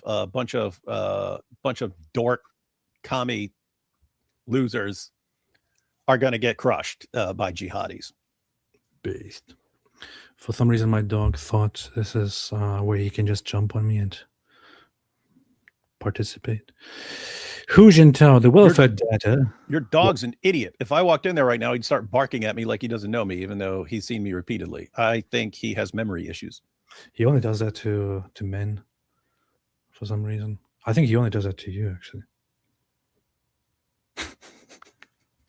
The welfare data of Germany was actually compiled by a statistician whose best friend's neighbor's aunt is Jewish. Coincidence? This is the proof. AP gives heartfelt advice for an ex-Muslim. David would pee on the Quran. How's that not heartfelt? It is pretty heartfelt, I have to say. I must admit. Hi, AP. Discovered your videos when I was 14. You helped me wake up. Do you read personal DMs on X? I need advice. That's very nice. I didn't know I helped you wake up. I need help myself waking up because my alarms don't work very well. Maybe I should try that too. I should play my own videos as alarms. That could help. No, I appreciate that. Thank you. I'm very, very happy to hear that. Do I read personal DMs on X? You know, I used to. Then something happened, and like the request boxes got filled with spam, and then they introduced a function to filter that, supposedly. But then the requests function got hidden more and more, and so I haven't read them in a long time, actually. But you know what? Now that you tell me, now that you remind me, maybe I should go back and do that. I should go back and read some DMs. Young Koos the Great says, God says to love everyone, even Temu Mike Winger. AP is awesome. Thank you. Appreciate that. I know, yeah. But it's like, this is why we even should love David.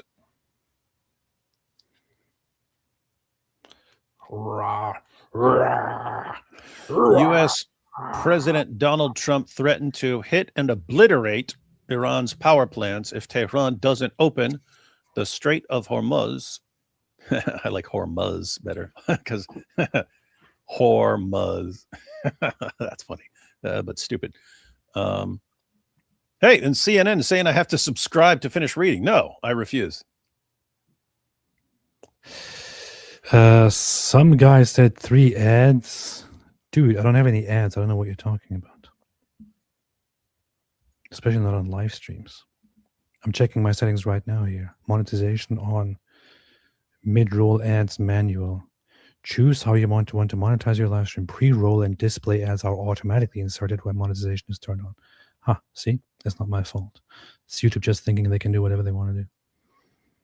Not my fault, bro. Not my fault. I could just turn them on. I could just turn the ads on while I'm off while I'm live. And in all honesty, it doesn't make much of a difference anyway for live streams. So you know what? Just for you, I turn it off. How about that? Actually, I don't know if Super Chats will work then. God says, Jack Ray, what's the difference between the Strait of Hormuz and Muhammad? Only one of them is straight. This is true. I saw that and I thought about stealing that and pretending I came up with it. That's true. Yeah, Varun, Muslims are the most confident before getting unalived. That's pretty messed up, to say. Charlie, question for Daily Wire. While you were studying the Islamic dilemma at the feet of Mike Winger, how did he like his coffee? Mike Winger wouldn't know the Islamic dilemma if it smacked him at a Star Trek convention with Spock ears on.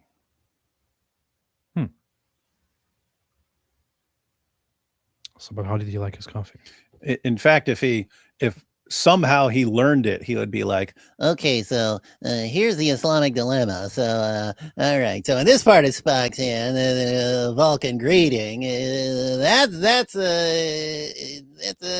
Christians have reliable scripture. And the other possibility on Spock's other fingers here is they don't have reliable scripture. So if this part of Spock's hand is right, then Islam is false. And if this part of Spock's hand is right, then Islam is false. Either way, live long and prosper. And it would be like the worst Islamic dilemma argument ever. Strait of Hormones. That's nice. That's a good name.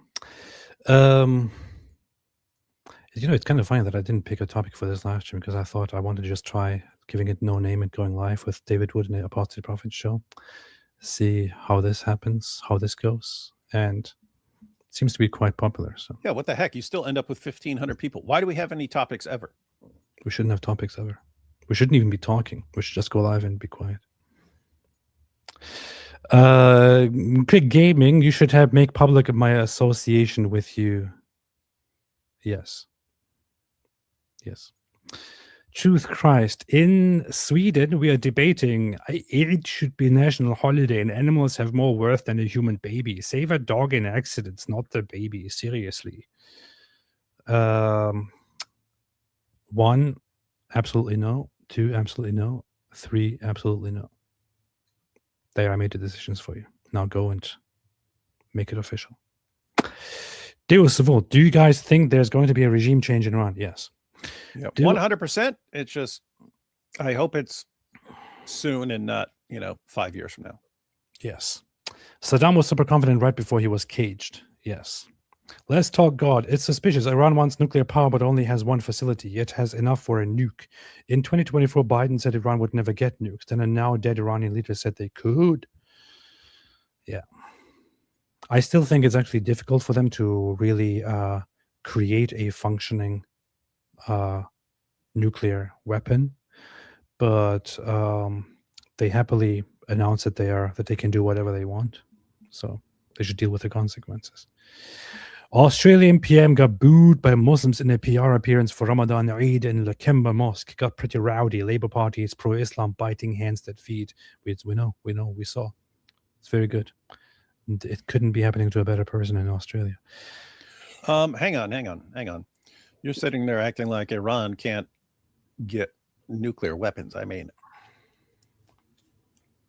Pakistan, which is like 25 points on average lower IQ than Iran, got nuclear weapons. They had some help as far as schematics and stuff from China, but they did the uranium enrichment and all that stuff, and they have nuclear weapons. Interesting. That's true. Rip Chuck Norris. Mossad strikes again. I know Israel killed Chuck Norris because Chuck Norris was a good friend of Israel, but then I received some information that toward the end of his life, he actually didn't like Israel very much, and this proves that they killed him. Something like that. Chuck Norris came to me in a dream and said, I have been betrayed. I don't know what show this was because I'd never seen the show, but I saw a YouTube clip where a guy, it's just a sitcom, and he has a wife, and this dude has a wife and kids and stuff like this, and all of a sudden he meets Chuck Norris. And then Chuck wants to be buddies with him and stuff. And he's like, oh my goodness, I get to hang out with Chuck Norris. But all Chuck Norris ever talks about is like family stuff and his wife and kids and stuff. This dude's like bored out of his mind. He thought it was going to be super cool. So he has to break up with Chuck Norris because Chuck Norris is too boring. So he sits him down in a bar and tells him, we can't be friends anymore. I thought it was going to be super cool. All of a sudden, some guy bumps into Chuck Norris, and Chuck Norris jumps up and beats the crap out of the entire bar, and the guy gets to help. And anyway, so he goes, "See, this is what I thought it would be like." But Chuck already concluded that he's a bad friend, and so never got to be buddies with Chuck Norris. Earlier I saw this post that said, gun pointed at your head, name a wood. So I'm sitting there or standing there and thought of something dirty. And then I did post something dirty. Yeah. What the heck is wrong with you? I posted the dirtiest thing I could think of. David Wood. How would there be a community note on that? I don't know. What's sunny POV? This is basic engagement. Ugh, shut up, man.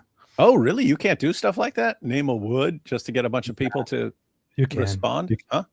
You can. Because that's like 90% of things I see on stupid X. Yeah, at some point, Elon Musk did this whole ambiguous post that people who engage in engagement farming will not be monetized or something like that. And then people started getting overzealous about engagement farming. This is engagement farming, but it's just basic posts that people make. What's sunny POV about Jew and Christians wreck Chia? Yes. No, so I guess what you're asking is, what do Sunnis think about Jews and Christians wrecking Shia? They are divided on this matter. And David can explain you in full length in 5 minutes. as I go in for a walk. Yeah. So you have mixed feelings among Sunnis. I made a video about this, guys. I literally made a video about this. Got over 500,000 views. What the heck? How are you not watching this stuff? But you have Sunnis who think, who are happy anytime Shias are losing, and they don't care who's making them lose. So they want to see Shias get crushed, because then they understand, well, in the future, then, Shias are even an even tinier minority. And plus, the hatred there goes all the way back to the beginning of Islam. So long before the United States or anything else existed that they complain about, they were hating Shias, and Shias were hating Sunnis. So you have some who celebrate the assassination of the Ayatollah. You've got people, Adnan Rashid was cheering on his death and so on. But I pointed out that there are lots of Sunnis who are bothered by it, because it's a reminder of how weak Sunni Islam is. So you had the Ayatollah. The Ayatollah was behind the deaths of hundreds of thousands of Sunnis. Hundreds of thousands. So these guys have been killing Sunnis for a long time through their puppet regimes. And so from a Sunni perspective, you've got this Shia leader, and we can't stop him. We can't do anything about him. Sunnis make up 85% of the Muslim world, and they couldn't stop this guy. And yet the United States and Israel can go and take him out anytime they want. And so it's kind of a big slap in the face to Sunnis that we're weak. Who's strong? The United States, Israel, pretty much any non-Muslim nation is way stronger than Sunnis. So it's kind of a disturbing fact for them that, okay, we're still incredibly weak. We can't take out these leaders. They can. And so they don't like it, because it's a huge reminder about how incredibly weak Muslims in general are in the world. Are you still talking? Nope, I'm done. I finished like 10 minutes ago. GV, in the defense of the 50% of Muhammad's own government assistants, their IQs are under 60. That's fair enough. And if you're low IQ, you probably need help. So I'm a big fan of all you. Mr. Wood is next. Nice. I should be next. Smile to Jahannam. Thank you. Smile to Jahannam. Good to see you. Good to see you. We actually met in person. That was fun. Mushy seasons. You lads sounding like Sellies. You sound like Sellies. AP, Associated Prophet, or Apostate Press? Both. Sahandik Kopak says, AP, you and David Wood are the goats when it comes to destroying the Al-Zuders. We don't destroy the Al-Zuders. We destroy the guy who's getting Al-Zuded. I think Muhammad is the best at destroying or getting destroyed by them. Sam, I'm like an hour behind. If you had an hour of random music and nonsense and then just came up randomly, I wouldn't have this problem. See? See? You see, everybody? There you go. Now you're talking. Stephen Holman. Hey guys, why do you think young women are leaving Christianity church? Good question, David. Why? I wasn't aware that they are in any sort of disproportionate sense. I wasn't either. That reminds me of IP was recently on Jubilee. Do you know? Are you aware of that? Was he one of the 25 people there, or he was in the middle? Well, no, something different. He was on Jubilee. There was like a roundtable discussion. Oh no, I heard about this. It's with a Jew, and is that person there supposedly a Muslim, but like is a super liberal feminist Muslim or something like that? Yeah, I heard about that. I think this guy is an atheist. This guy is an atheist, a Jew, a Muslim, but the only Muslim that could get to take part was a liberal feminist Muslim. Yeah, and I think this guy here is a Christian. I think that's how it is. So I don't like this Jubilee channel, man. I know I hate it. I can't stand it. I'm not even. It's disgusting. I watch many of their videos. They're kind of entertaining. No, not that. It's if you even play 10 seconds of this, they copyright you. It's like a bunch of scumbags, man. Is that any relationship One, needs to be for the betterment of the American people. 3, Have a recent poll published. Atheists are, we're just seeing this happen in society. 7, There's a rise of 8, religious individuals, 9, specifically Christian, who You played 2 different clips. You said 10 seconds. Yeah. But you didn't play a consistent 10 seconds. You said 10 seconds. Okay. GV, does AP believe salvation comes through belief in Jesus Christ or through a church? Same question for Dr. David Wood. The funny thing is that the most of the discussion about that is actually kind of a misconception, or you could even call it a straw man, historically speaking. The Orthodox Church believes the very same thing, that salvation only comes through faith. Yeah, but you can only get that faith if you are in the right church. No, that's not true. Nope. Yeah, the They church. say you have to be in the such and such Orthodox church of blah blah blah and follow the counsel of such and such, or you shall be damned. Thus saith the great patriarch Rippleton Holbanks the Fourth. Stereotypically, yeah, but so the Orthodox also just teach that salvation only is attained through faith, or is only through faith. But they will say that faith without works is, not enough. But they won't say that works give you a salvation. But it is more of a complex and nuanced matter, whereas the Protestant perspective is simply, no, you say it is only through faith, and that's it. And I understand both perspectives, but they're kind of saying the very same thing in different words, in a way. But yeah, no, obviously I would say salvation comes through faith. David, what do you say? What the heck? What kind of question is this? Like, obviously. What do you say? Obviously. Faith. Tell us what you really think. Okay, good. Say it again. I spoke over you. Oh, faith in Jesus Christ. Wait a minute, really? This is Shabbos Kesten. This is him? Who? This guy here? That's Shabbos Kestenbaum? Are you serious? Who? The Jewish guy? Yeah. That is Shabbos. Dude, I haven't watched anything from him, but I know that he's very active on Twitter, so I follow him. And for some reason, looking at his posts and all that, I always imagined a much more imposing and, older guy or something. This is what? This is Shabbos Kesten? Are you serious? I had no idea, man. Piece or a bunch of Lego pieces of different affect Judaism as a theology. It is absolutely affecting Islam as a theology, and that is actually an historical myth. But in other well-known ways, historical myth. what definitely isn't a myth is that Christianity was a driver. I'm not saying wait that's till you hear about driver, Islam. Christianity is not a driver. Hey, other people are getting annoyed with Jubilee too, apparently. Because look at this. It has 66,000 views from yesterday. They used to just like bust 1 million like instantly. I think other people are like me. Hey, if I can't watch it, if I can't watch some clips in a video or during a live stream without you guys copywriting everything, I'm not interested.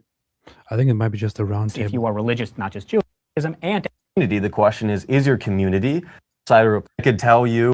Like, so the pessimist in me says, yeah, you're right. But the optimist in me says, no, I think they're going to try that for the next 5 to 10 years. And the app make us feel human. The Interesting. young men were in there. Like a friend of mine took me to an Orthodox church, and I was just amazed at how many young men were. Hey, I think he's talking about me. Unless he has other friends who take him to Orthodox churches.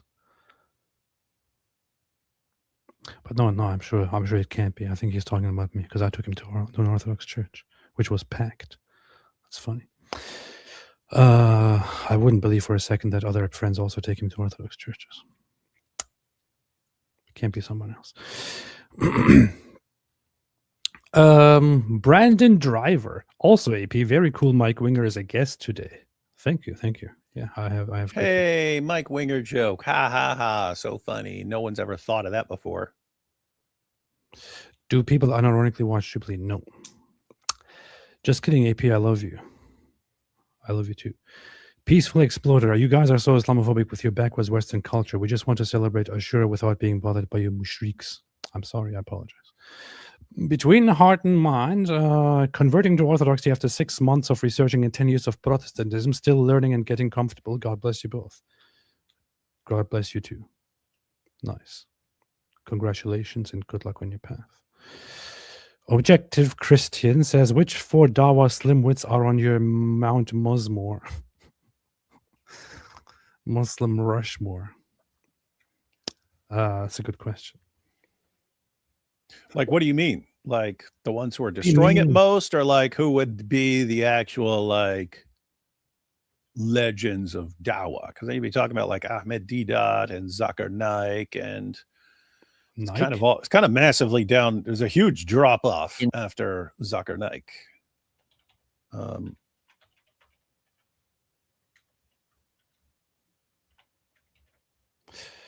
Gillian Michaels debate.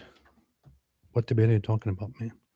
Oh yeah, that was on the Jubilee page. They debated body positivity.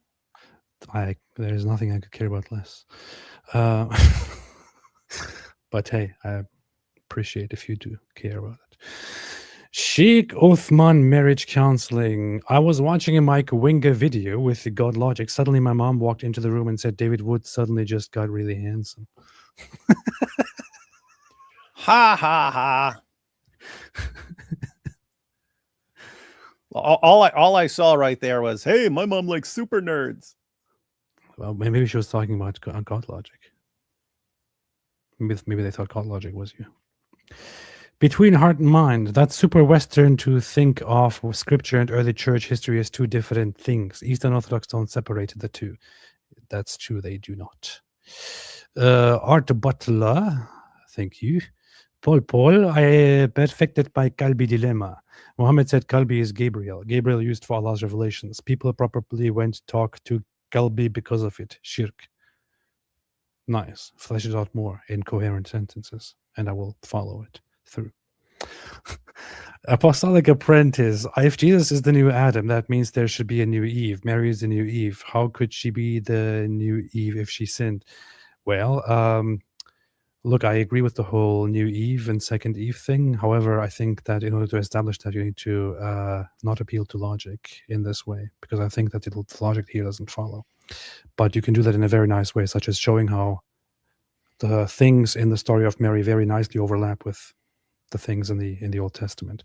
I mean, there is a graph even that people lay out to make the parallels of the elements of the Old Testament with the elements in the New Testament, and you can very, very nicely make the point.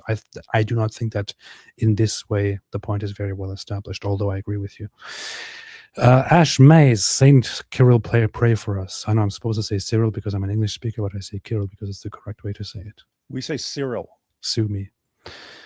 Stephen Holman, if you want biblical evidence of Mary's significance in salvation history, then read Genesis 3, Revelation 12, John 19, 26, 27, Exodus 40, 34, 35, Luke 1, 35. Okay, listen to Stephen Holman. Yeah, none of that would say anything clearly that you guys are interpreting it as. Bam, I said it. Quit asking if you don't want to hear it. Dawood, I was just on Eric's stream with David. Nice. Reject says Marilyn Monroe. Oh, is my son over there? His name over there is the real David Wood. Let me see. Wait, is he on stream now?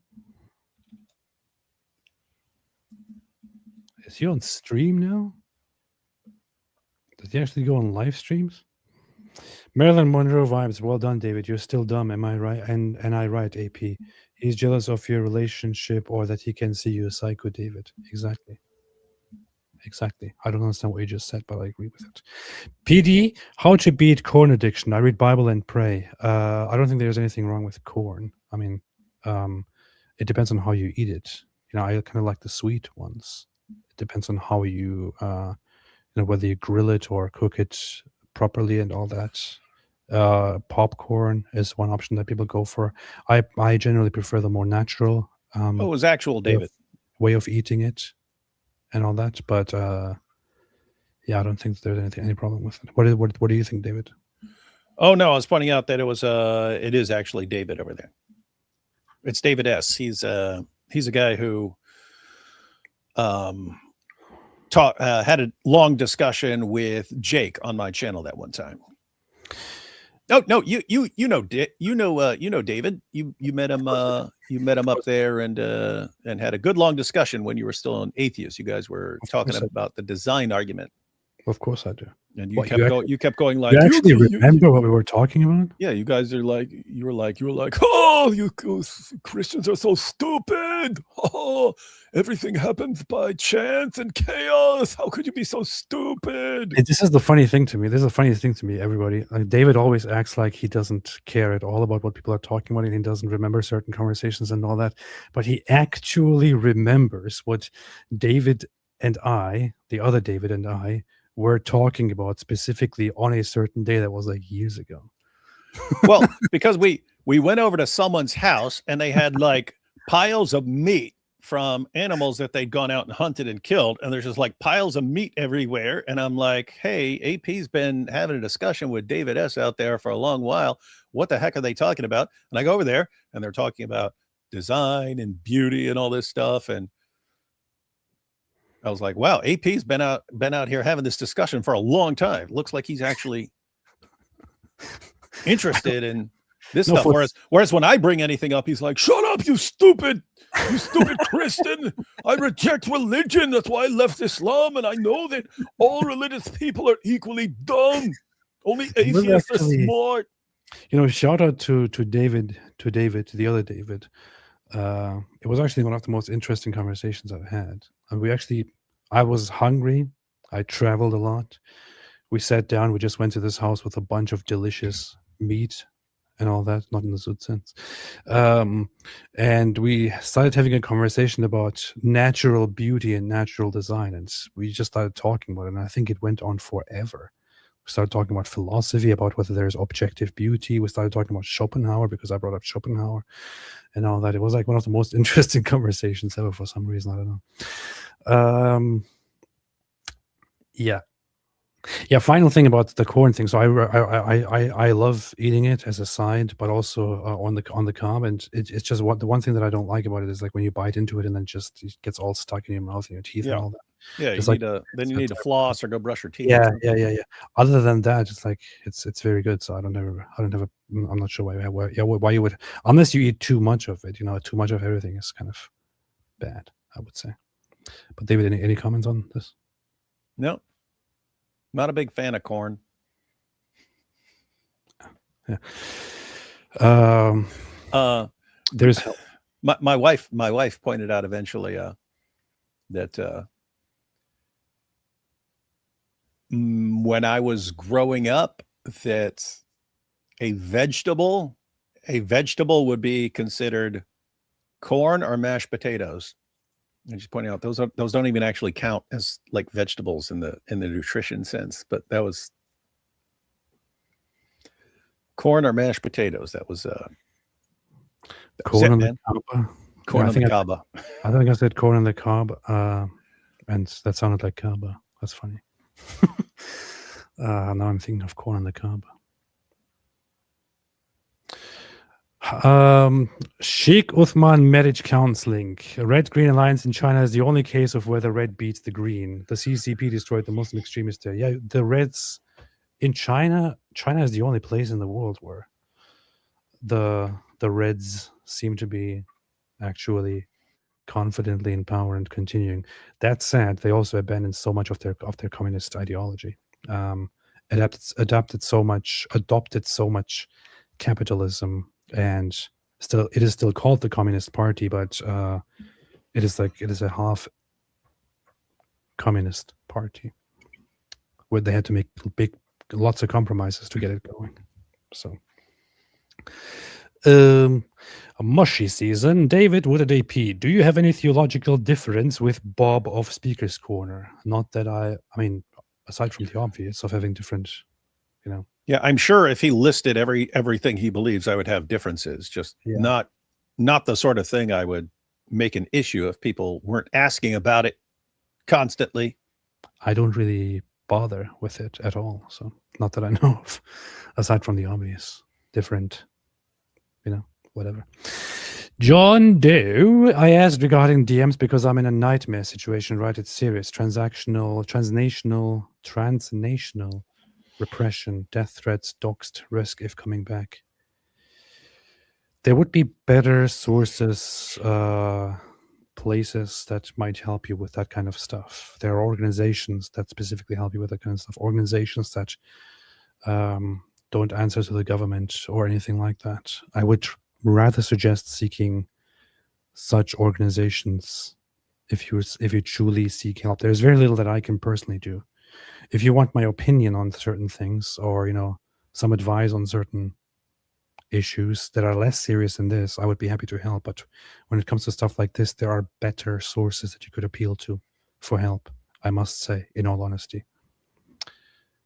So, to be helpful. Christian Theologetics. Hey, David, how would you respond to a skeptic who argues that Greg Koukl's tactics are about tricking people into converting to Christianity, regardless of or not it's actually true? I would say, where are you seeing any trick at all in tactics? Yeah. And usually he points out his goal is usually not to convert people. Like that's like he's trying to get people to think about some potential problems in their own positions and to rethink their objections. He says his goal is to like put a pebble in their shoe. Pebble in your shoe. It's just something is like ever had a pebble in your shoe? You're walking, it's like it's kind of annoying. He wants to make you start thinking about some things in a kind of gosh, like you can't get it out of your head. But yeah, where's the trick? Where's the trick? I mean, he'll ask people questions like, what do you believe about this? And so on. And then he'll say things like, how did you come to that conclusion, to make them think about how they got that idea and whether there's actually a foundation for that. And so, you'd have to show where the trick lies, because I'm not aware of any tricks at all. U.S. furiously seeks to avert potential months-long closure of Strait of Hormuz. And just seeing the updates here is kind of funny.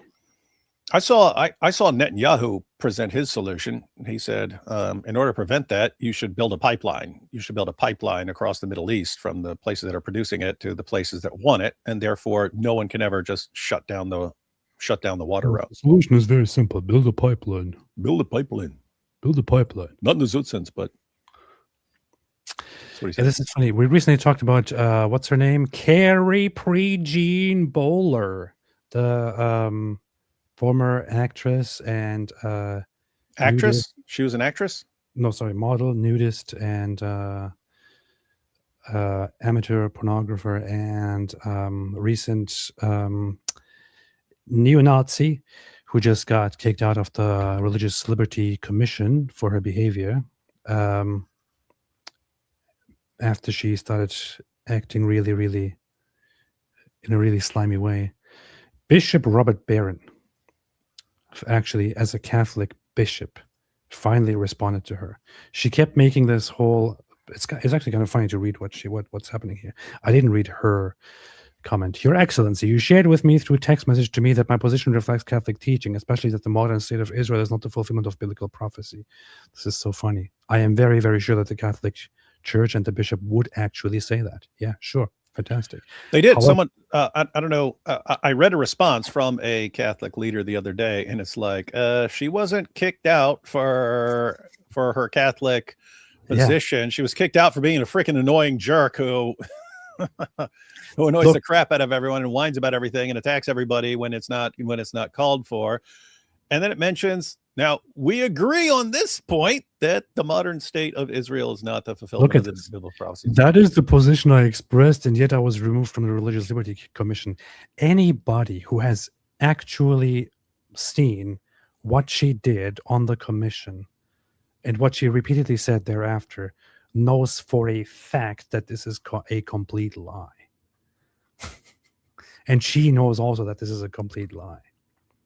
What she did was she started in a very hostile way arguing against Jews on a religious liberty commission, making all kinds of accusations that really need to be revisited.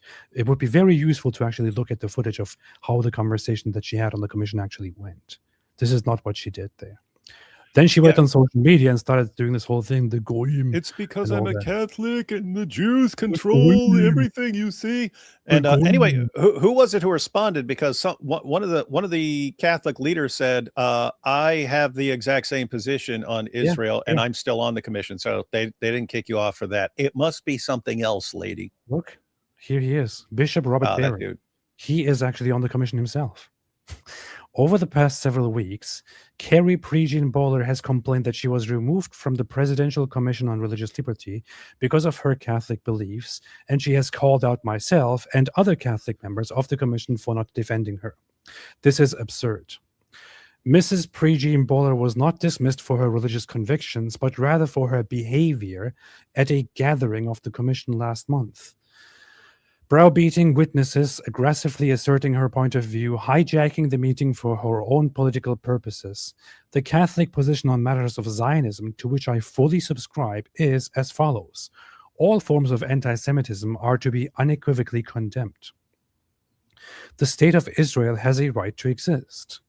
But the modern nation of Israel does not represent the fulfillment of biblical prophecies, and hence does not stand beyond criticism. If Mrs. Prejean Bowler were dismissed for holding these beliefs, it is difficult to understand why I am still a member of the commission. To paint herself as a victim of anti-Catholic prejudice or to claim that her religious liberty has been denied is simply preposterous. Yep.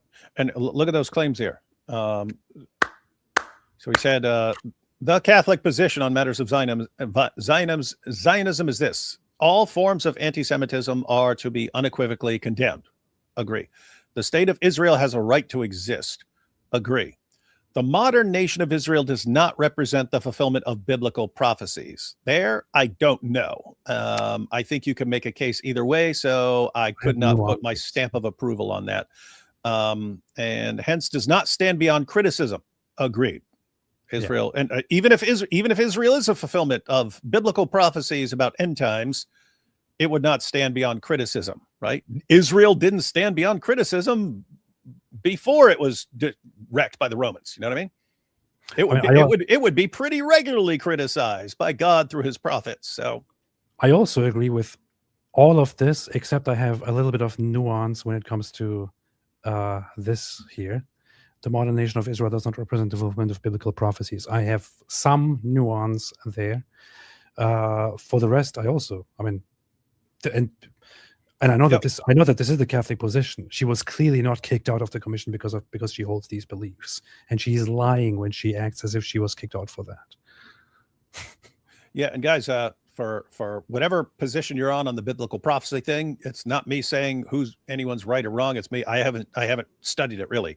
And if you're saying, but there are prophecies about Israel, in my mind, I'm like, well, that could be for 5,000 years in the future for all I know. So I don't understand these things, and therefore I don't take a position on them. Yeah. And she is a liar. She lied. She lied. Yeah. I've never liked that, no matter who it comes from, even if it's someone on my side on some issue or something like that, where you just like act like a complete jackass, and then someone calls you on it and says, we don't want you part of this, and you go, it's just because of this, right? You see, I see this from Muslims like constantly, right? It's like, and they reject us just because we pray. No one's talking about you guys. We're talking about all the other stuff, right? Anyway, and I'm just seeing this here, and there's no way that she actually wrote this. So she can't spell basic things. I'm very sure she didn't write this. As Catholics, this is kind of funny. She converted to Catholicism like 5 months ago, and now she's trying to educate the bishop on what Catholics should and should not be doing. It's ridiculous, man. Zero humility, zero self-awareness. Who is Dova? God bless AP. God bless Dawood. God bless you. Chuck Norris didn't die. He defeated life, then ascended.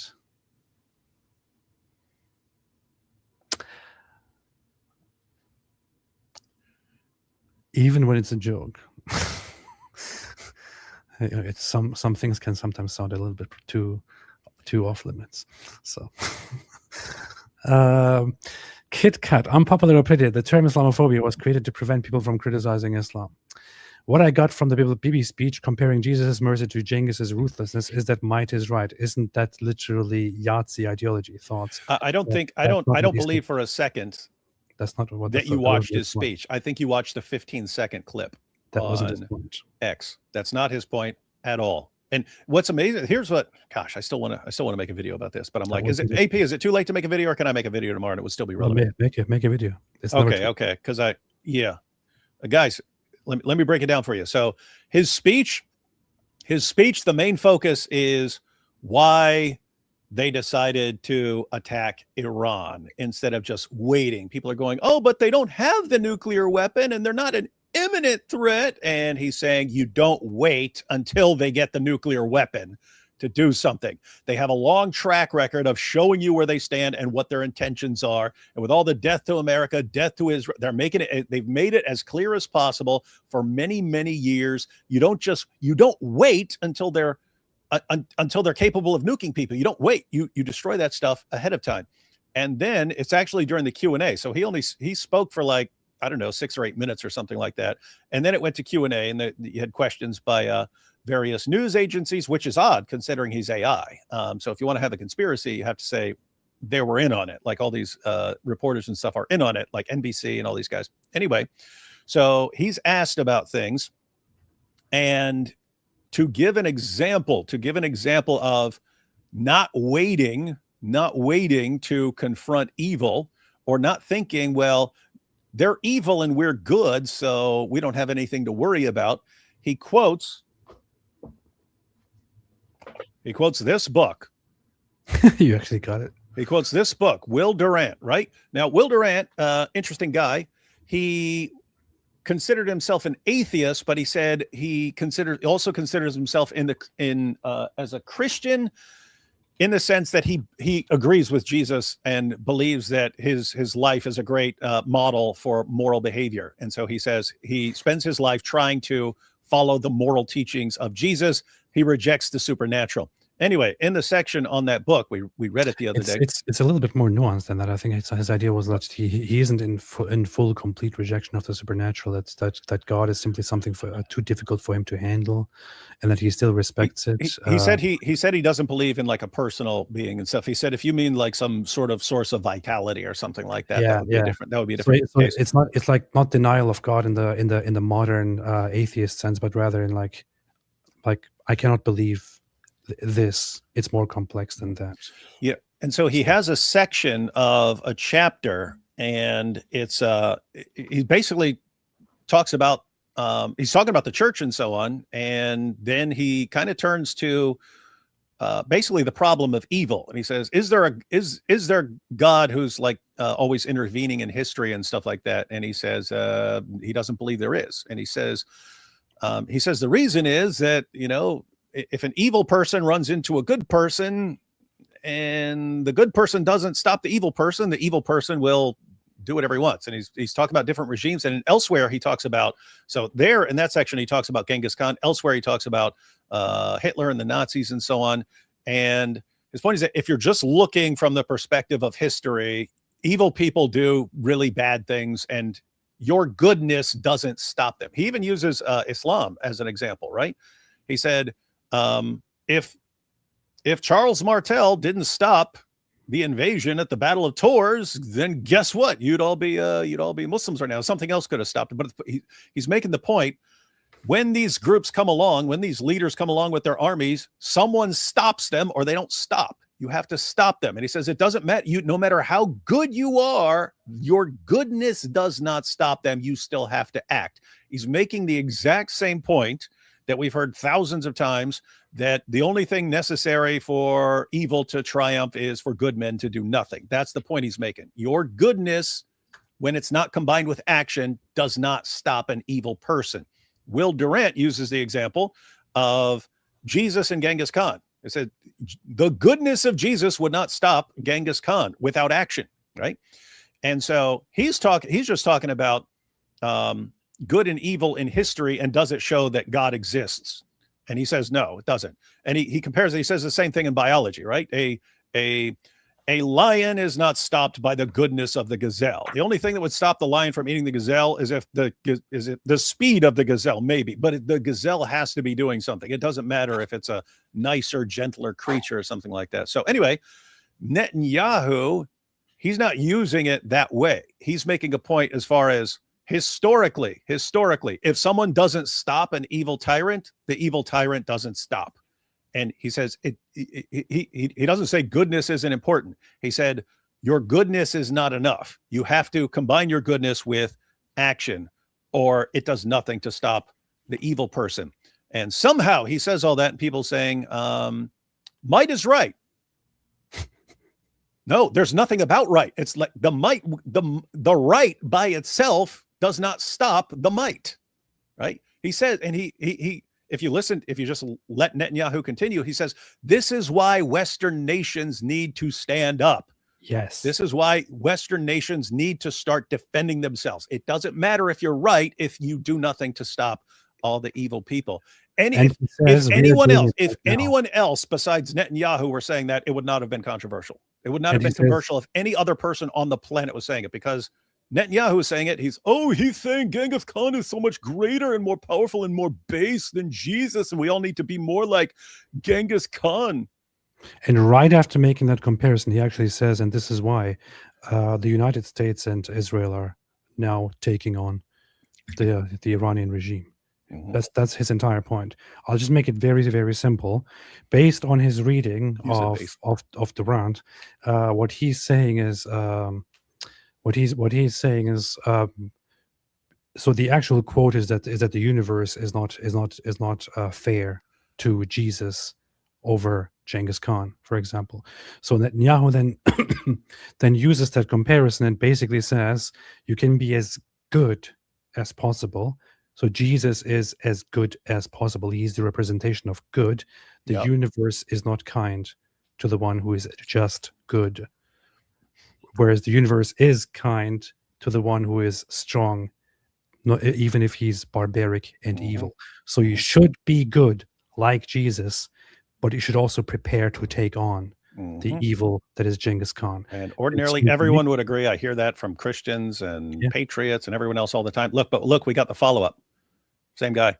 The analogy still, so this is after we explain it. The analogy still doesn't make sense. The analogy makes perfect sense to anyone who isn't looking for a reason. It is not a theological statement. Yeah, look. So guys here, the analogy still doesn't make sense because from the Christian lens, Jesus defeated sin and death, evil. Why use Jesus at all in his speech? He's not talking about theology or defeating sin or anything else.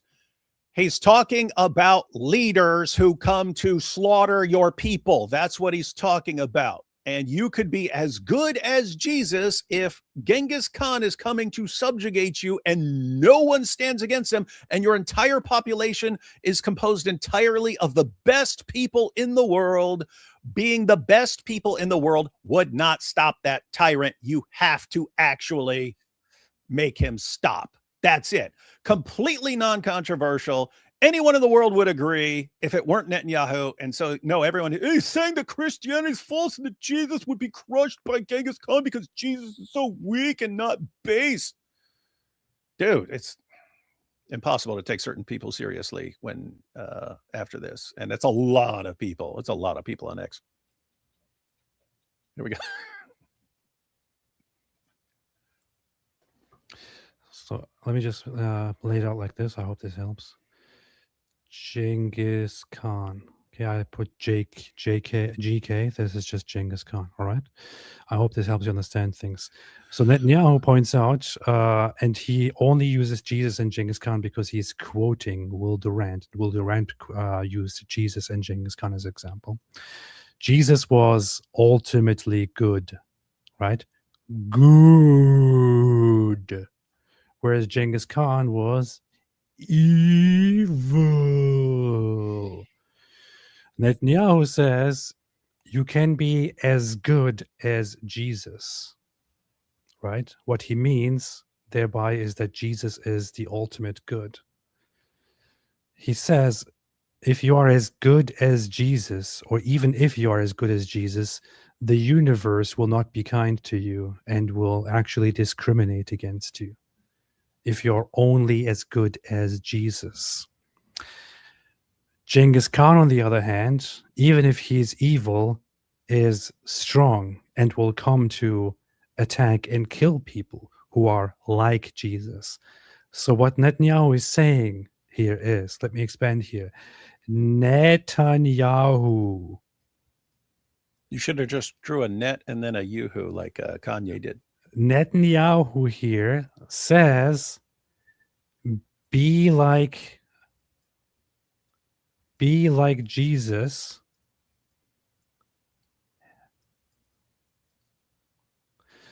but also prepare yourself, prepare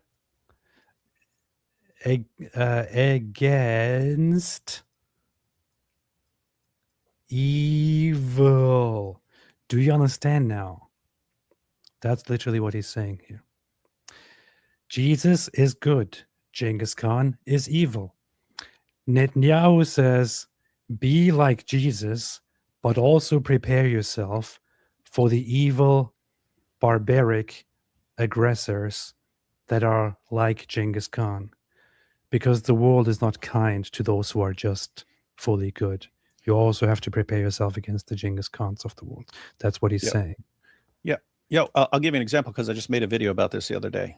There was a terrorist who showed up at the school I went to, Old Dominion University. That's where I went to school with Nabil and my wife. Terrorists showed up, went in, shot a professor, and the students there who were ROTC charged the guy and beat and stomped and stabbed him to death. One of them had a knife, and they held him down and beat and stomped and stabbed him and stuff like that before he could kill anyone else. Okay, suppose they had agreed with you guys apparently that you don't need to stand against them. All that matters is how good you are. Okay, then they would have been sitting around going, "Wow, we don't need to stand against this guy because we're good." Okay, they would all be killed, right? If a terrorist jumps on a bus filled with little kids, innocent little kids, is their innocence going to stop the evil guy, the evil terrorist from blowing them up? Or does someone need to actually stop the terror? It's such a simple point, and it's like it's what's disturbing is this is the direction everything's heading, right? It's you cannot even say something very, very simple that normally everyone agrees with without everyone flipping out, and then you literally cannot explain it to them after that. They'll never agree with you. I'm saying because I've been discussing that all day with people on X, and I can sit there and lay out what Will Durant said. I can give them the full context of what Netanyahu is saying, and their minds are made up. Their minds are made up the instant they get their marching orders. This is how you go after this guy. And what's amazing is there are tons of people in Israel who don't like Netanyahu. He may be a total dirtbag for all I know. I don't know, right? But it's like, at least represent someone accurately and attack him based on things he actually says. But it's to the point where, no, he's so bad that we can completely misrepresent everything he said, and doesn't matter what he said, it's bad. And it's like, I mean, I'm sitting there listening to it going, he just used Jesus as the supreme example of a moral person. Man, he's not even a Christian, but cool. You have the leader of the Jewish state speaking and using Jesus as the example of ultimate good, and you are complaining about something. What's wrong with you, man? Point is, if you want to complain about something else that he said or did, not that. Yeah. All he said was, you have to stand against evil people, or they continue doing evil things. Very, very simple point. Yeah.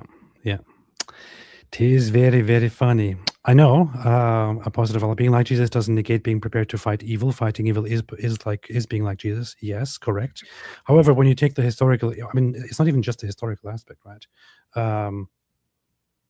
It's part of the faith. Jesus comes to give himself, to sacrifice himself, to become the lowest, to be killed by the evils of the world to fulfill and to make the point. And the world obviously wasn't kind to Jesus, right? We can all acknowledge that. We can all acknowledge that under the circumstances that Jesus was, the world wasn't kind to him. And he specifically caused that to be. He wanted that to be, right? Look at this. He wanted that to be. Look at And you church can be like him. However, in a collective societal sense, it is not entirely functional to be exactly the way Jesus was in terms of giving yourself up and getting killed, although some people would believe so. And it's not a theological point. It is a purely societal, political, philosophical point. Look at this. He said Jesus was weak. Where did he say that? Where did he say?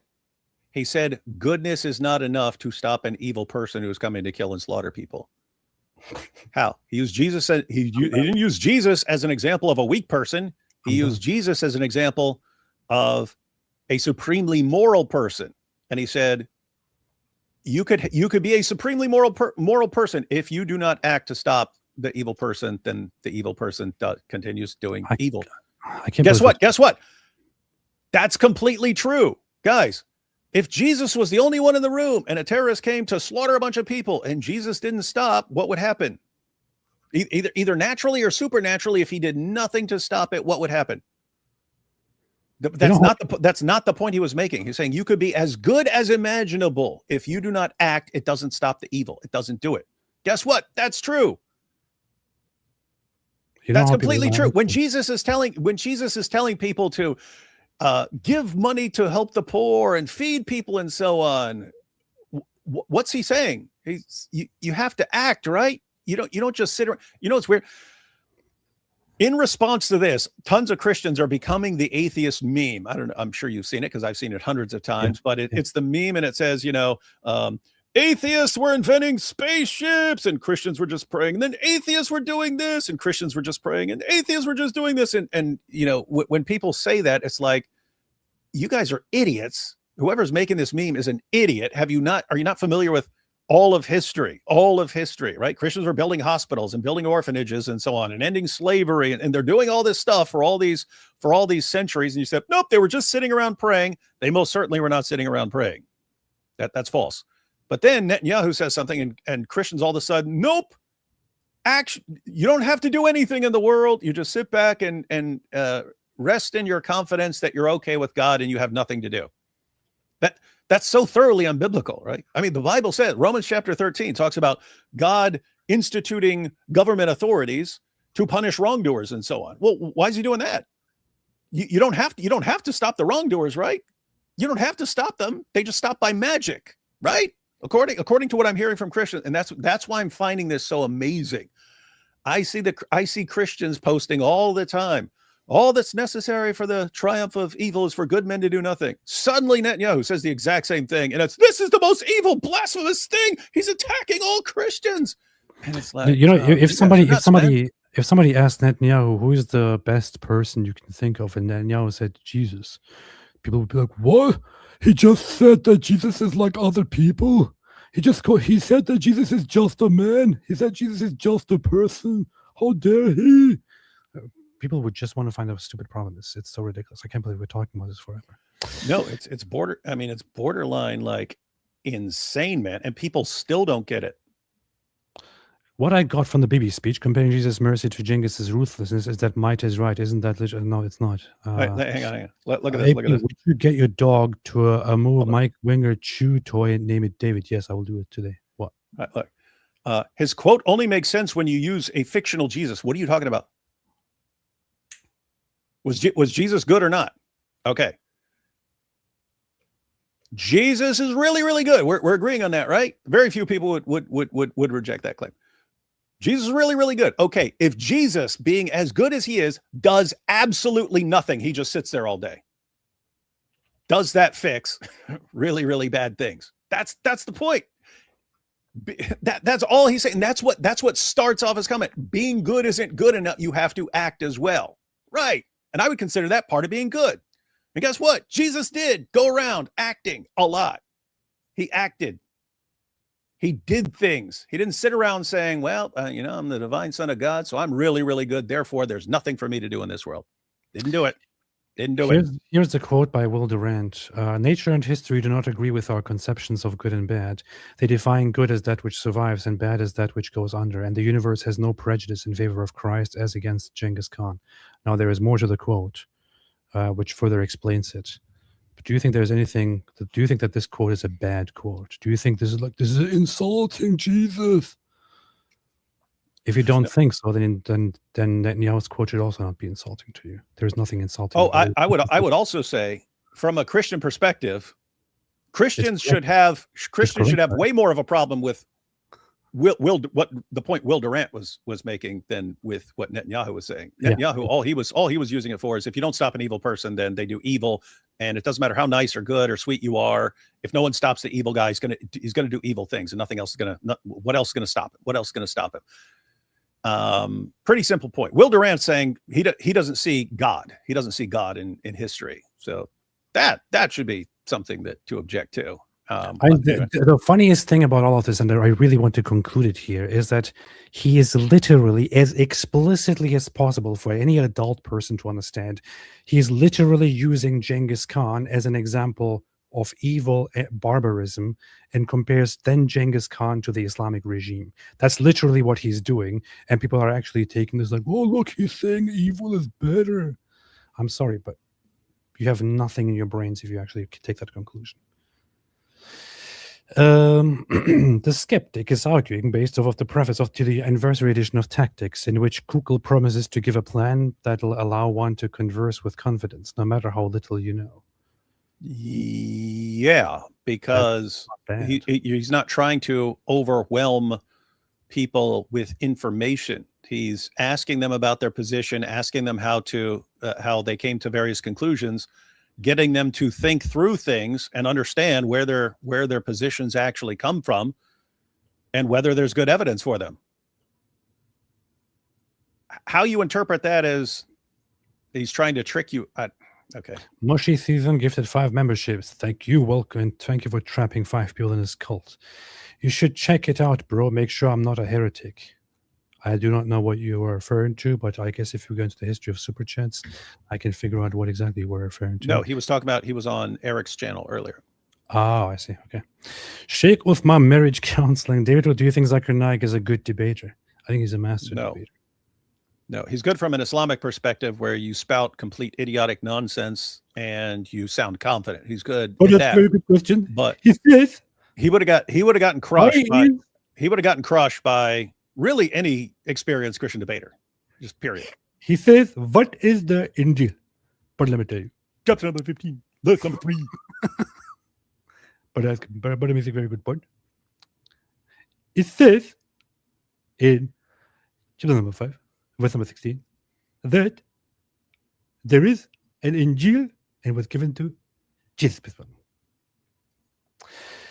Aussie, how much did Al Netanyahu pay you? $50,000. Kit Kat, thank you for the super chat. Hey, I said 50 and he brought out a 50. See, this is one of 1,000.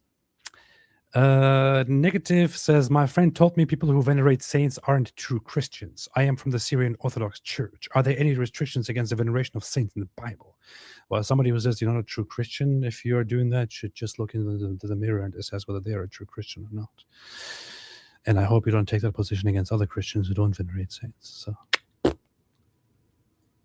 and by the way, that's why I say, like, it could be a thing. Like, I don't see it, but I can't rule it out because it doesn't say, like, don't do this. So yeah, that's why I would not be you're not a true Christian if you do this. It's like, well, I mean, the Bible defines what a Christian is, and if your church believes those things, then even if you're doing something that sounds weird to me, I can't say you're not a Christian. Branca says, how do people not understand what if baby was speaking about? Stop watching a 2-second clip on TikTok. Evil shall conquer if good men stand by and do nothing to stop it. In other words, correct. Ash Mays, Genghis Khan Chesterton, big fan of his work. That's funny. I thought of the same thing when AP put GK on there. I was like, GK, I did too. And I was like, wait. Too. Everybody. Yeah. Sadly, I know his actual name, Gilbert Keith, and you can kind of see why these guys went with initials. So he was Gilbert Keith Chesterton. Gilbert, pretty nerdy name. And That's then not a C.S. cool Lewis, name. of course, is Clive Staples. Like, yeah, I'd go by CS too, buddy. I'd go by GK and CS too. I if don't, had I don't those even want to. I don't even silly want to names. know that, and that just reduces his value completely. Clive Staples Lewis. That completely removes all the all the magic, man. Hey, you know what's weird? So he's Clive Staples Lewis, and it's Gilbert Keith Chesterton. So Lewis and Gilbert, those were the two main nerds in Revenge of the Nerds. Coincidence? No. No. If Bibi believes Jesus is the ultimate good, does that mean he also believes that the Pharisees wrongfully accused Jesus of any wrongdoing? Good question. Jomo is a sell your cloak and buy a sword. Good question. Ashme, good point. Ashme is Bibi updated army gear year after I got out. A-hole. Terrible person. All right. Anything else, David? No. We've said it all, man. We've said it all. We said it all. We've said it all. We have said it all. We have said it all. And we shall say it again. And again. And again. Okay, are we going live tomorrow? Darn right we are. Yeah, boy. That's what I'm talking about. All right. We'll be back tomorrow with David on David's channel. Unless something happens and we both die. So, thanks everybody for watching. Thanks for coming by. Thanks for stopping by. Thanks for listening and all that. And we shall see each other again tomorrow. Until then, as always, have a fantastic day. God bless y'all and God bless America. Stay away from Islam.